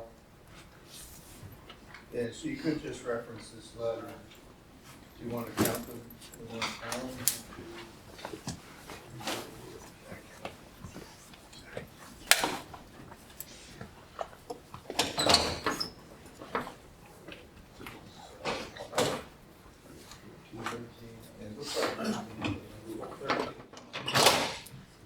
And then you would suggest adding another one. With that being said, I'll make a motion to approve the preliminary plan for Phase 2. Phase 2, subject to the 13 waivers. Well, the first one would just be for the waivers. Sorry. Recommend approval of waivers. I make a motion we approve the modifications on the letter, Livick letter dated June 19th, 2026. There are 13 modification requests. Yeah, I would recommend we approve the 13 listed on the letter. Wait a minute. And Wes wanted to put on the request that they consider natural gas instead of diesel. Does that go in our waivers? No, On your plan for. that's not going to be. Okay, we'll go to the next. All right. And also, I guess we put the deferral of the final designs, the design of Country Club Road, move it to the final design. I have a question about the road. How much, I'm going to assume that you guys are going to widen the road to improve it. That's what so how much room are you going to steal from the people who live on Country Club Road? I mean, I just bought my house last year and I really didn't like this because I would have never bought on Country Club Road had I known this was going in. The roadway design stays within the existing right of way. So the paved footprint gets a little bit wider, but it's all within the legal right of way that's owned by the township. In terms of the width, what we have so far, and that we will have to really nail down in final design, is two 12-foot lanes, so 24-foot travel lane, and 4-foot shoulders on each side. What is it now, do we know? I think it's about 22 feet total. Yeah, this is in front of Sounds the like project. pavement will be a foot wider on each side. Plus a shoulder. Plus a shoulder. Yeah. Yeah. The pavement will be 2 feet wide. No additional land. Pavement will be about 5 feet wider on each side, 1 foot of lane and 4 foot of shoulder each side. Oh, you're gonna pave the shoulder? Yeah. Okay, paved shoulder. Yep. Not taking any. Same right of way. Not taking any land, right, Mike? Same right. Yeah, correct. No, it all fits within the existing right of way. The existing right of way there is 60 feet wide. Even though the road is. No, I'm sorry. The right of way that they're going to give us on their own property is 60 feet wide. I said that wrong. So it's not on the other side there. Yeah. They're not taking any land on. Right. Yeah, sorry, I said that wrong. But are they extending it out where the auditors are in Gene's house and stuff, or just from their corner down? It's, the roadway is getting widened across the entire frontage of the project. So from Gene's house, okay. And then off-site, as part of the developer's agreement, they will reconstruct the entire length of Country Club Road from Bernheisel to 11, but at its existing width, same footprint. Yeah, they're gonna rebuild it. In what, 6 years? Pardon me? 6 years? Or not? Is it ongoing? When the project's When complete. the project is completed. We also have, as part of the developer's agreement, a requirement that they do a monthly assessment of the roadway condition, and if it falls below a certain threshold, which is a technical standard, that they have to present a plan to the township to fix it, to get it back above the required number. And they have to do that on an ongoing basis. And then when it's all done, they'll be full reconstruction. Those would be temporary repairs on a monthly basis if needed. But when everything is done, they're going to rebuild it, is what we as a township has asked for in the improvement agreement. Did that answer your question? Yes. So maintain in front of your property, same way. Will you take a public comment yet, or you say on the after? We have a motion about the waivers. Do you have something about the waivers? No, it's not about the waiver. Okay. The motion, what's happening? I second. It's moved and second. All those in favor, say aye. Aye. Aye. Opposed, nay. Motion carried. I can't think of So you have something? Are we, it. You got a question? are we gonna stay on 2? Is this about Okay, gotcha. 2 or is this on I mean, general, the thing. the, so let us finish up on 2. Yeah. Okay. Now we're ready for the main. We would leave public comment, I believe, on 2, correct, before we Oh, okay. act on it. I believe this is. Do you have 2, or you want a question on phase 2 or just general questions? General question. Okay, go ahead. Okay, one of the first things is the height of the berm on, across from our houses right now. Okay, they've been working with this forever, but you can't even see the mountain from the property anymore. I mean, you used to be able to go out and look across the mountain, that thing's how high is this earth berm gonna be? I can tell you how high it is in front of my house. It's specific. If you look off the side, look down where it's flat, down below where the berm is, I bet it's 50 feet high from that flat, top of that berm right now. Not the road, I'm talking there, I don't care what is the other side. I'm concerned about my side, well, ugly thing I have to look at every day, and listen to machinery over there, listen to it dump, and have the dust line across, you can't go up to your car down. So somebody should know how high this thing's gonna be. Yeah, the berm is around 12 feet high when it's finished. I'm not sure Well, if that's a stockpile or, yeah. The eastern end of that berm, Mark and I looked at it some time ago, is 25 to 35 feet high. And it's 12 feet above the center of Country Club Road.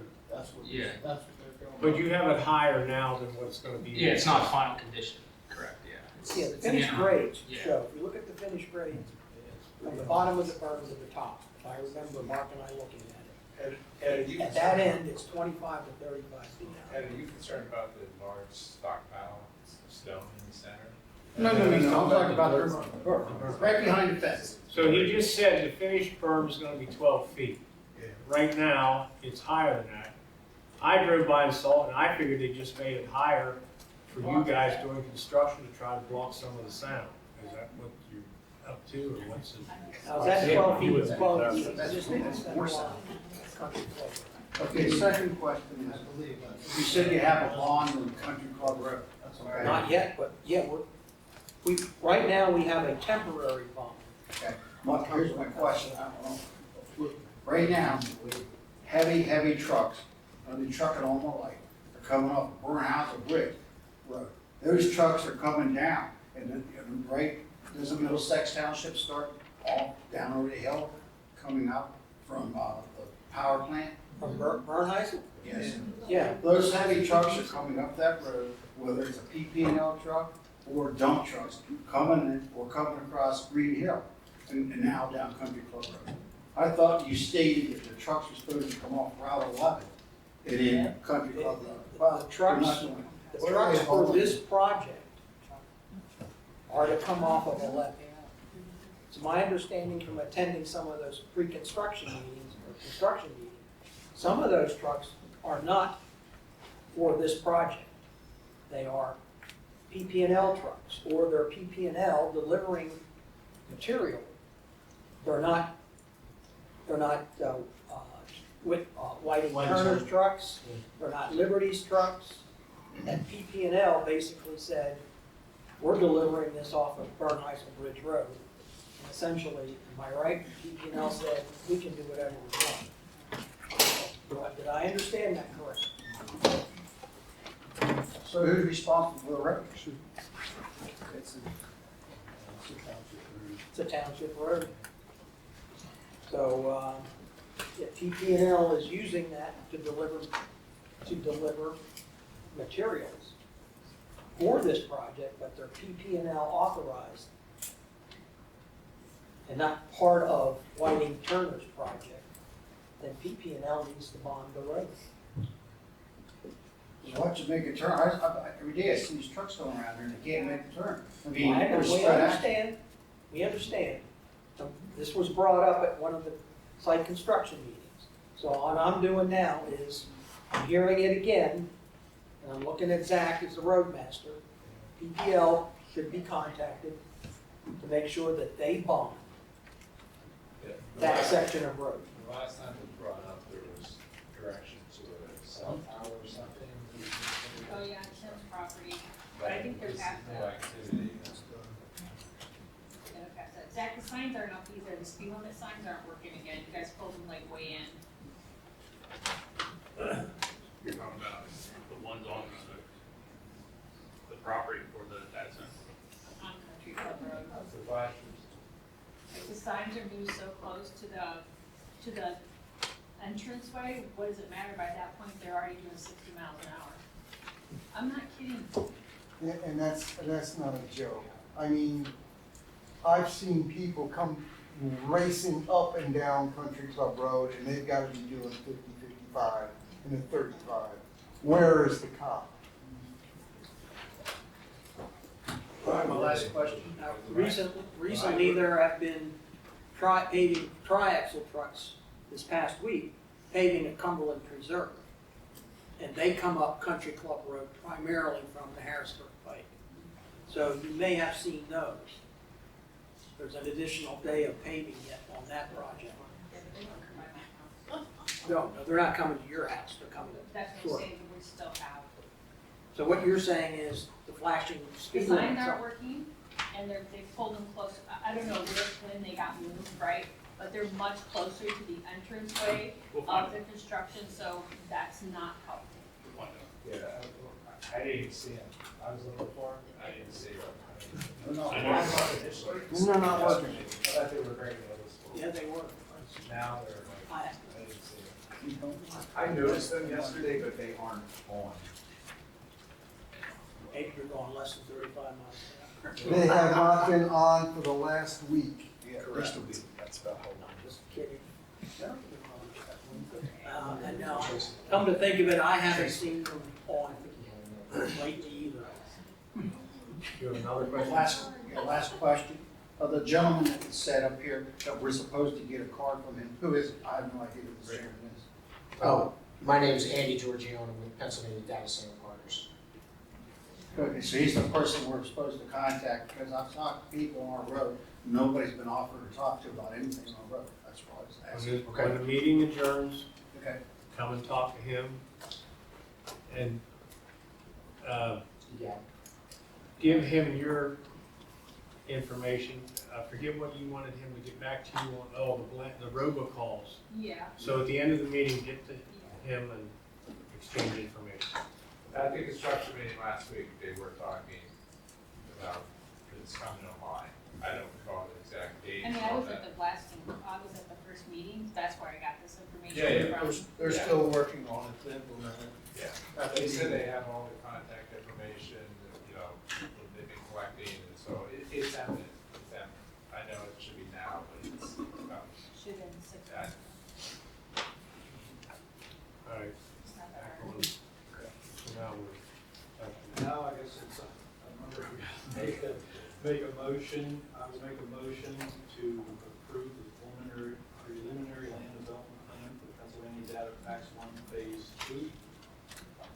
Already approved the waivers and other information, so that should be good.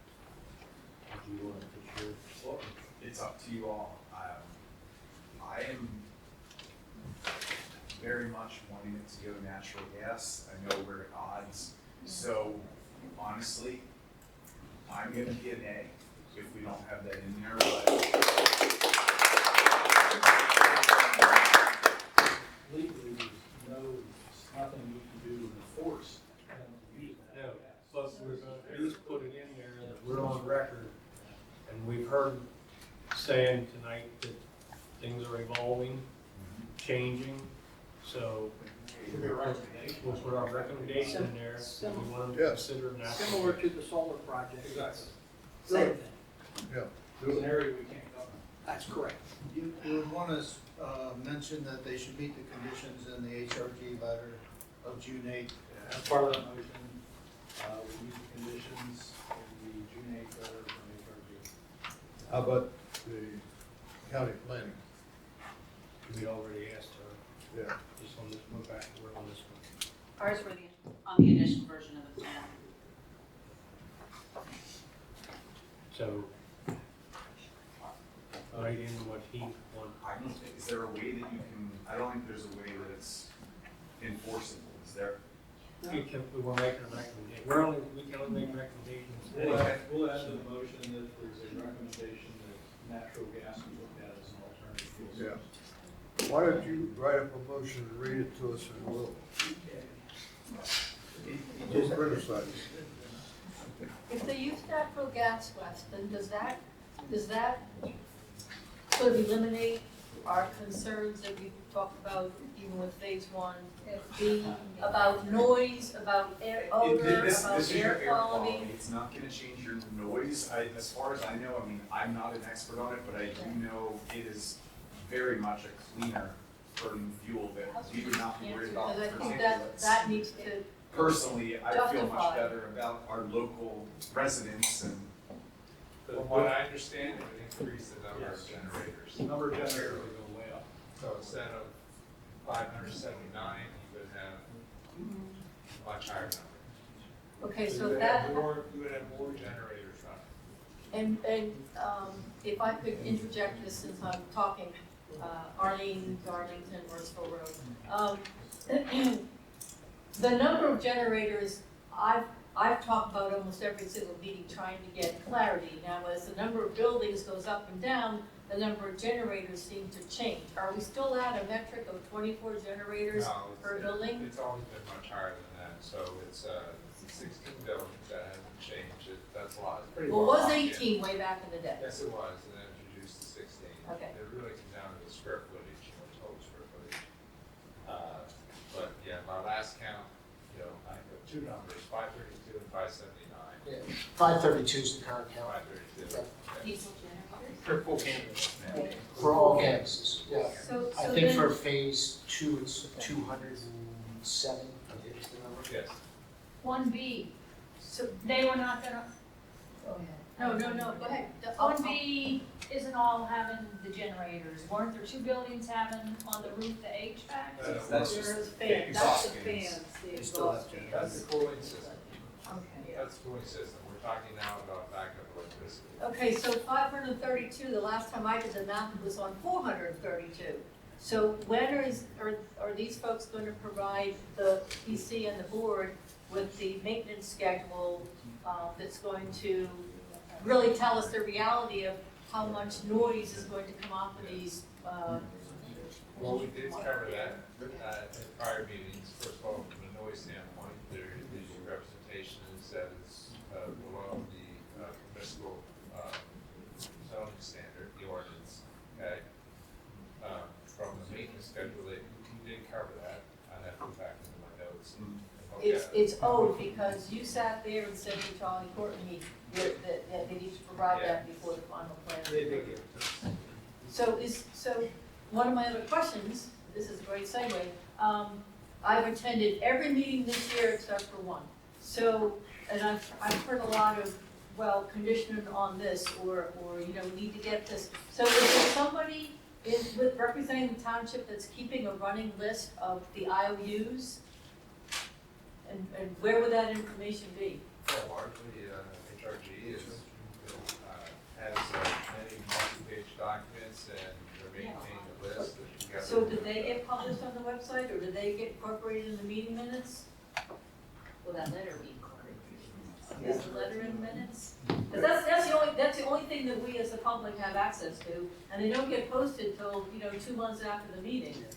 I'll defer to Mark as far as where the township keeps or makes them available or however. Our charge is to review the plan for consistency with the ordinance.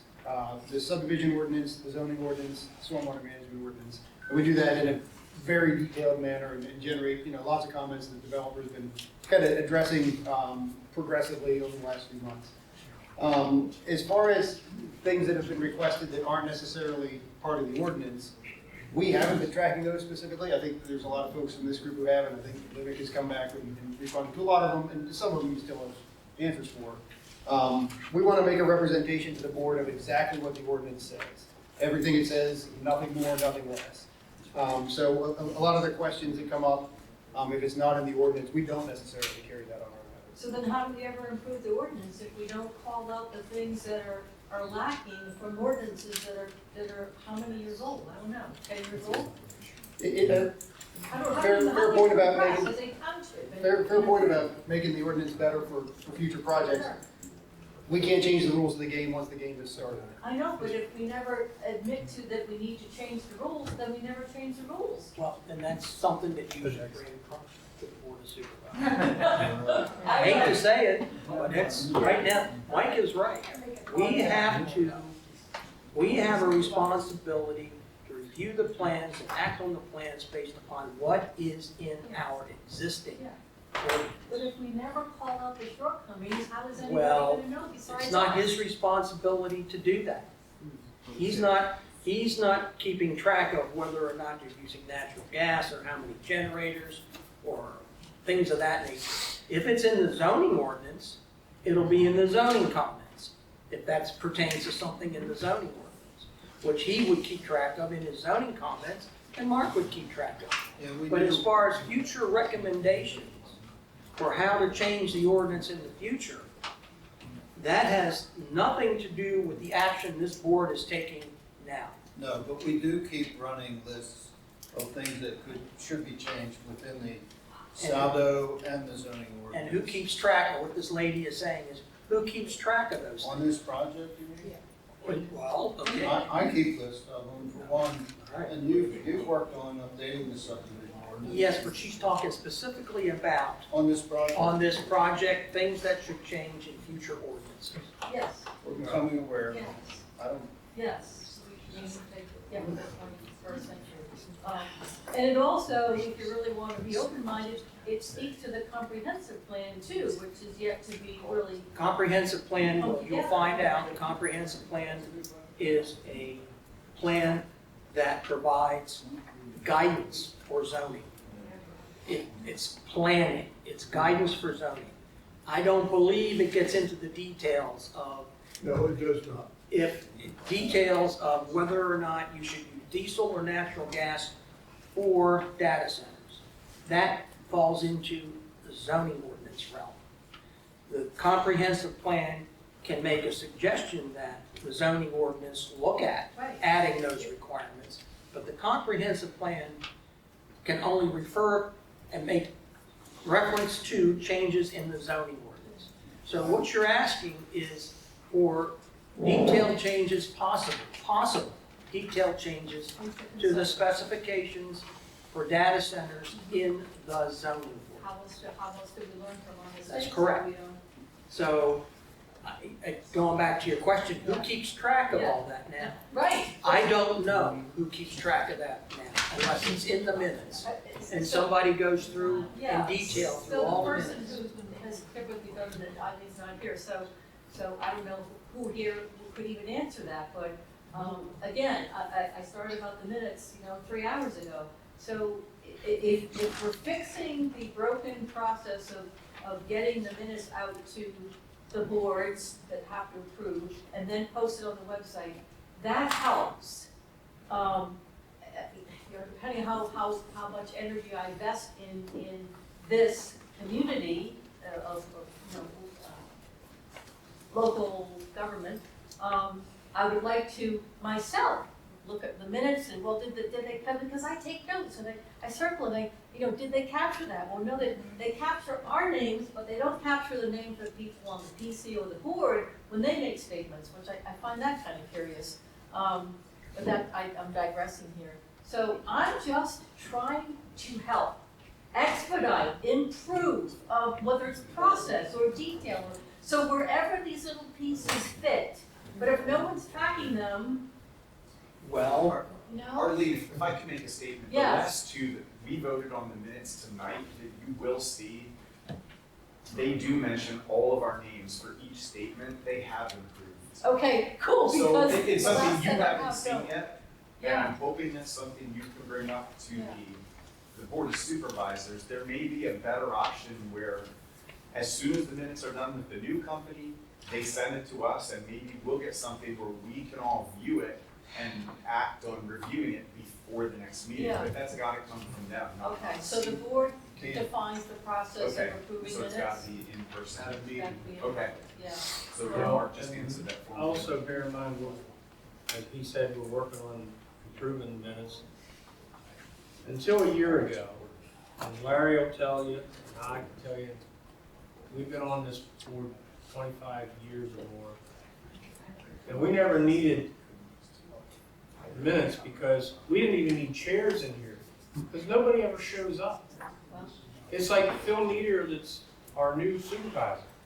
We never saw his face around here when he was elected supervisor. He retired from being a doctor, and now he's the great supervisor here. He never attended a planning commission meeting, zoning meeting, or nothing. So we've had to adapt. We never needed microphones, because the only people here was us and the people sitting there. So this, Well, we're this working Pantera on was true. improving. People showed up for Pantera and we were here. For Pantera, Yeah, we absolutely were. So part of it goes back to, if you don't post what you're covering in a meeting until 24 hours in advance, it's really hard for anybody to make, most people to make arrangements to be here. So we digress across what we're doing here, but there needs to be a meeting as a township as a whole that goes through what we need to address bottom to top and get with the program, because we are way behind the times, and this is how townships get preyed upon. And when we talk about communications at the So, beginning of the year. I know that we need to finish out with this group, but I think that Arlene raises good questions, and I understand your frustration, Tracy, I get that. But we have to continue to step forward. right, We have so to. we are. And it has to be together in a group That's what I'm saying. and lockstep, Right, and we not are. looking back 25 years ago. We're working on improving. Okay, so we got the number of generators, the testing schedule is to be determined by the developer, by the tenant. by the tenant, okay, but it will be provided to the When we find township out through who the tenant you is. folks? No, the tenant's not gonna publish the testing schedule, they'll rotate the generators and they'll do a regular rotating schedule, but they're not gonna publish. They will log and they will report that to the DEP as they're required to do after the testing, but they won't publish a list before. When you Schedule. say they won't publish a list, Schedule, they schedule. won't disclose the number of hours of testing of generators every day? Up to, we've gone over this a ton of meetings, they will not be run more than 30 minutes a month for testing purposes, each generator. Right, each generator, so you got 532, I so know, that, I yeah. have the math. DEP regulates this, we've It's gotta talked be about like this 10 hours over a and day. over. They have an air quality Is this permit. Monday through Friday, hopefully, only this testing? I don't know. Is this Monday through Friday? Tenant will test Monday to Friday. I'm sorry, I live right behind it. Yeah, so. I'm not on Country Club Road, but I'm like first home I on the find other that, side I of the find bridge. that on disconcerting that. Thank you for your input, we really need to get through the rest of the agenda, if Well, possible. Are you ready? That's fine, Yeah, yeah. no, I just, All right, we'll entertain Okay, I will make a motion, I move that we approve TTF 25-26, Tax 1 Phase 2 preliminary plans. The waivers first. We did it. Yeah, we did it, that's fine. Oh, we've got, so long ago, I forgot. I'll start over. I move that we approve TTF 25-26, Tax 1, Phase 2 preliminary plan with waivers dated June 19th. Also stipulating the Country Club Road final reconstruction plan will be in place before final approval. And there's also suggestion that natural gas be considered as an alternative fuel source. Did you get the comments in our letter dated June 8th? No, I had. So that was, those were, now.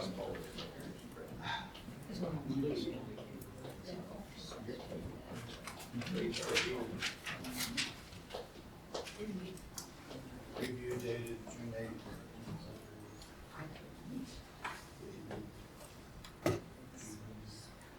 Okay, Let's try that again. just one, rather than alternative fuel source, why don't we say as the fuel source? Because we don't want to have two, you know.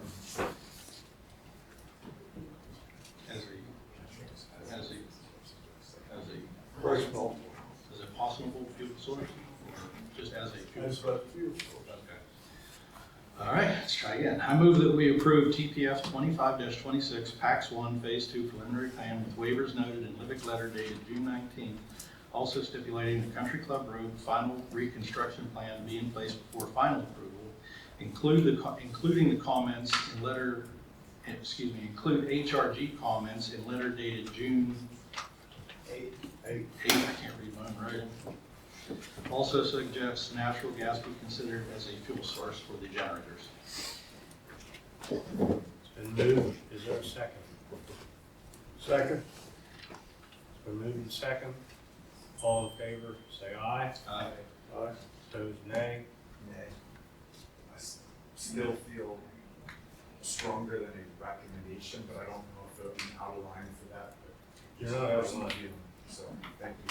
You're not out of line.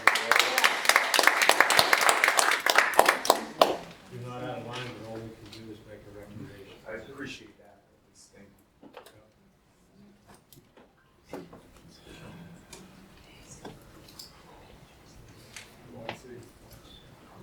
Now we're moving on to 1C. 1C, yeah, and I think we have to walk through the waivers. Yep. And that we technically, or did the waivers, okay. I don't think we did go through the waivers on 1C. We were going to, and then. Okay. We're going to stay on 2, so Let's go to 1C waivers. There's less. Section 501A2 plan scale, it's a modification. 501A6 plan scale modification.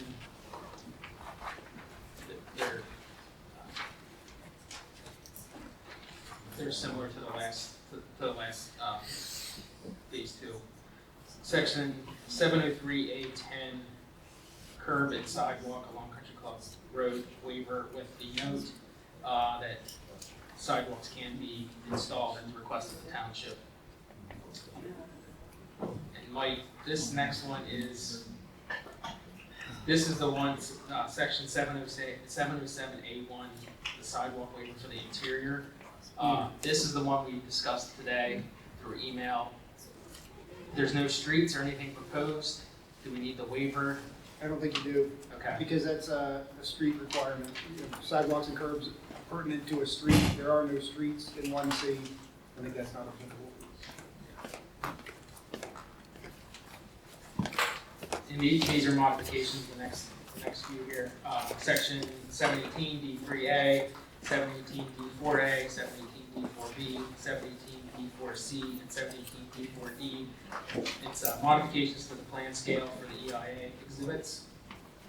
And then we'll move to the stormwater section, and these are modifications as well.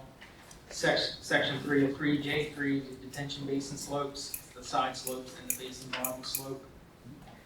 303H17 is the dewatering section. Section 303B.2 is the infiltration of stormwater modification, since we're proposing the MRC basins. And then I'll read through the last few, which are deferrals to the final plan that are contained on this letter. The construction detail for the inlets, that's deferred to final. The final landscape plan, deferred to final. And then the geotechnical engineer MRC certification deferred to the final. suggest we do the same thing with the country club roadway improvements, defer to final, same conversation we had in phase 2. Any questions on the waivers and deferrals? No, I don't have any.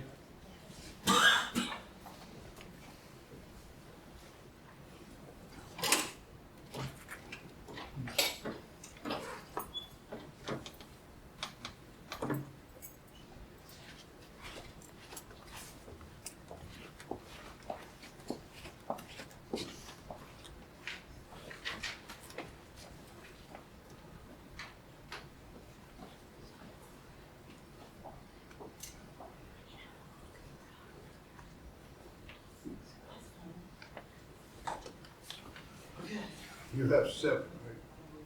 Looks like 10. Looks like 10 to me, Larry. Question, 1, 2, They struck number 3. 3, 4, 5, 6, 7. I got 10. Yeah, 10. 10 10 plus 1 more.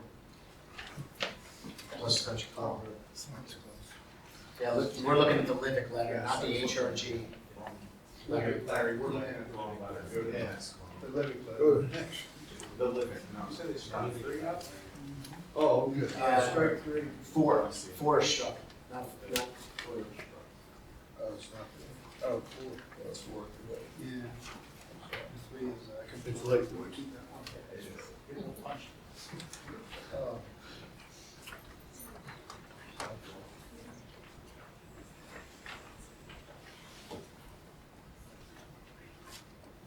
So you have 10 waivers in the country club road deferral.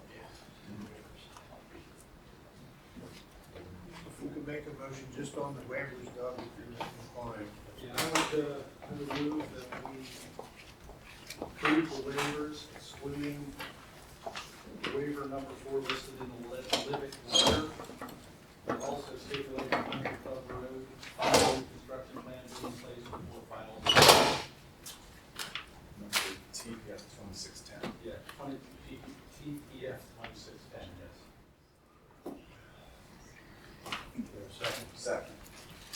Moved in second, all in favor say aye. Aye. Opposed, nay. Motion passed.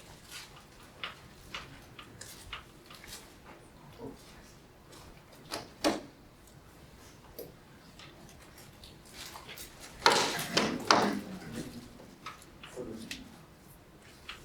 preliminary land development plan, is that where we said we could add in the stipulation to go back to the original state after construction with general slope? Or, as Tracy said, the other option would be, Recreation fields?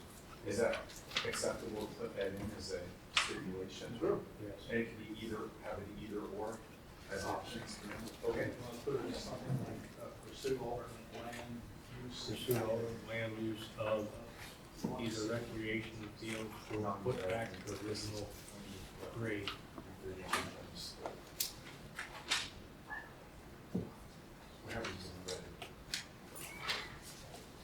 We don't have a definitive answer how we want to go on that.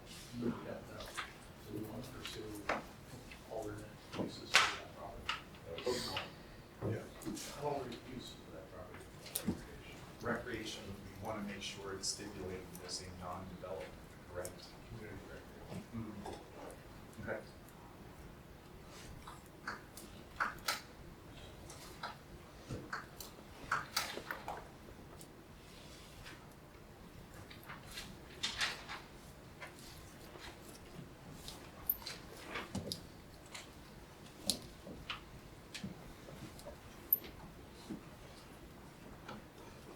So remember, the only tweak as it related to complete restoration was keeping the trees and the screening and the berms. So, yeah.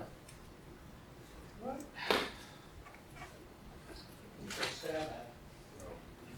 Modify if we need. Yeah. If I could read my writing, get late. I move that we approve TPF 20. Recommend approval. Oh, sorry.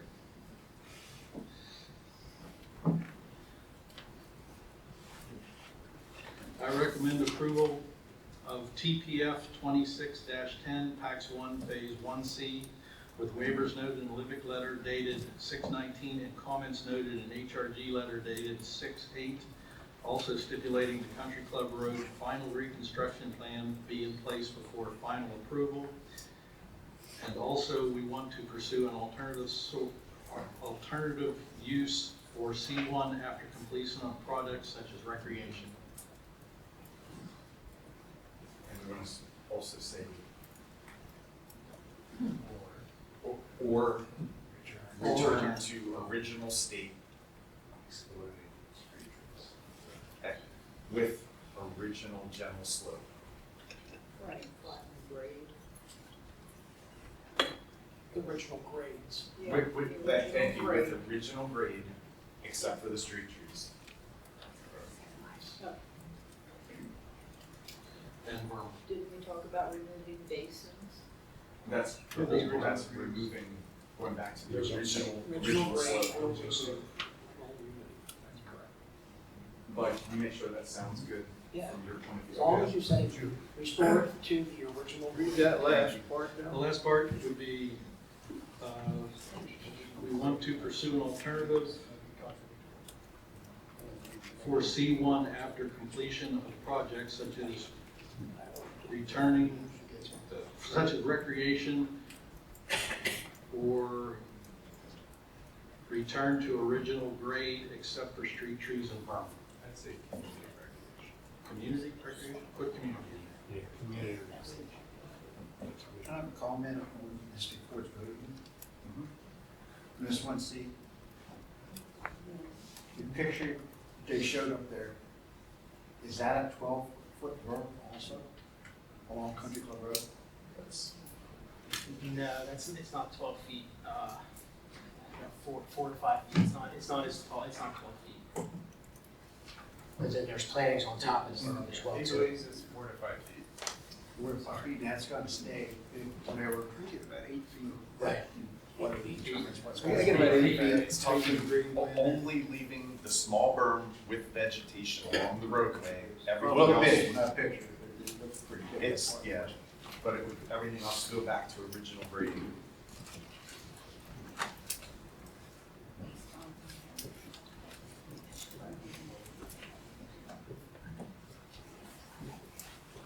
You guys are review reports, you dated 5/11/26? For Yes. 5/11/26 is the county date. 5/11/26 for the county limits.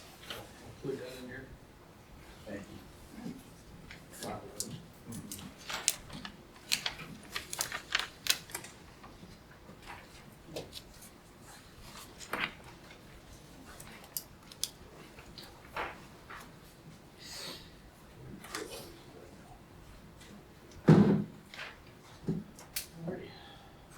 You wanna read it? Try again. I recommend approval that we approve TPF 26-10, Pax 1, Phase 1C with waivers noted in Livic letter dated 6/19, and comments noted in HRG letter dated 6/8, also stipulating the Country Club Road final reconstruction plan be in place before final approval. We want to pursue an alternative source for, use. We want to pursue an alternative use for C1 after completion of projects such as community recreation or return to original grade except for street trees and berm. Also, the 5/11/26 county comments. Second. Moved in second, all those in favor say aye. Aye. Opposed, nay. Motion passed.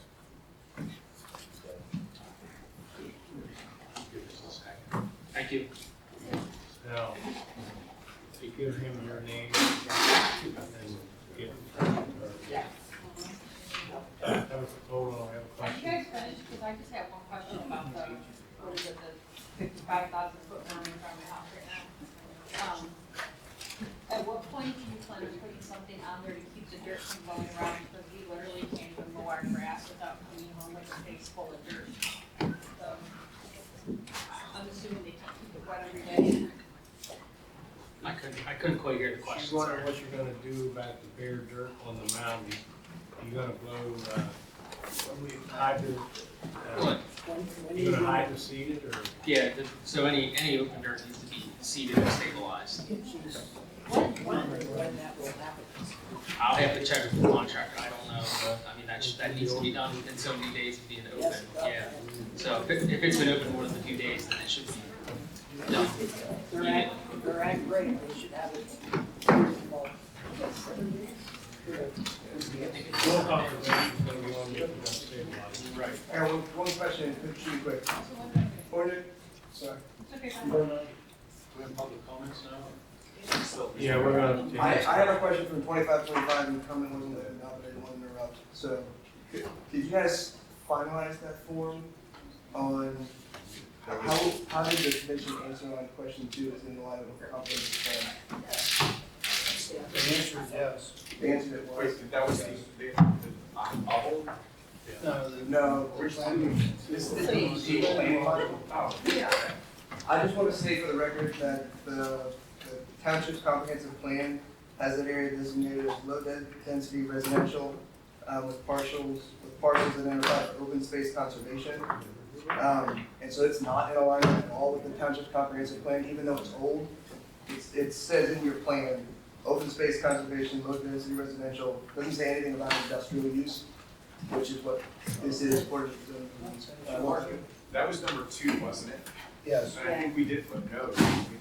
I don't know, do you want no? I'm okay I'm with no. pretty sure we did decide to do I, Is this number 2? that's the one I believe, number 2, I thought There we was a did put it on. discussion about. You want to go back and act on it again? We put no on. You want no, you put no? That's the one I thought We was did no. have no. Okay. And then number 6, It's no. No. it's not in compliance for number 6? It says no. Yeah. We put no. That's historical or archaeological resources, there are none, so we put no. It should be yes, because the AT is considered a national historic registered property. Yeah, the Appalachian Trail corridor.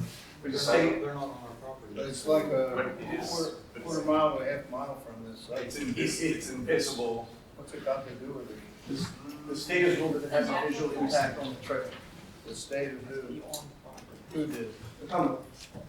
Cumberland County? No, the state of Pennsylvania, the SHPO report. Okay. I didn't even think about that as for number 6, but that, we have talked, the Department of Interior did make the recommendation for screening and it will have an impact. So if it does that, You can change it if you'd like to. Want that to be yes? what do you all think? Yes, I wasn't even thinking about that, but the Department of Interior did make comments. Well, there was, in some of your plans you had view sites from the trail, which it was screened from. Yeah. Some, not every. Well, he's referencing the SHPO report in the EIA. We can put yes for that if that's what you'd like, and I can write It does, that's Appalachian correct. Trail. Appalachian Trail. That's what I said. Is that what you would like? Is that okay? All Yeah, right. yes. I'm good with that. And you got number 2 cleared? I think that And by the way, the generator time per day of testing is 13.3 hours per day unless they double up and do more generators at the same time. So 13.3 hours per day, every day, Monday through Friday, generators will run. Okay? And they make more noise when they're getting tested. Math is pretty simple. I'm looking for a reason. We have public comment.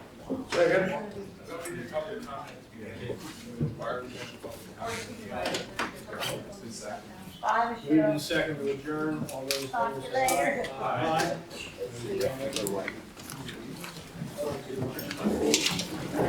Aye.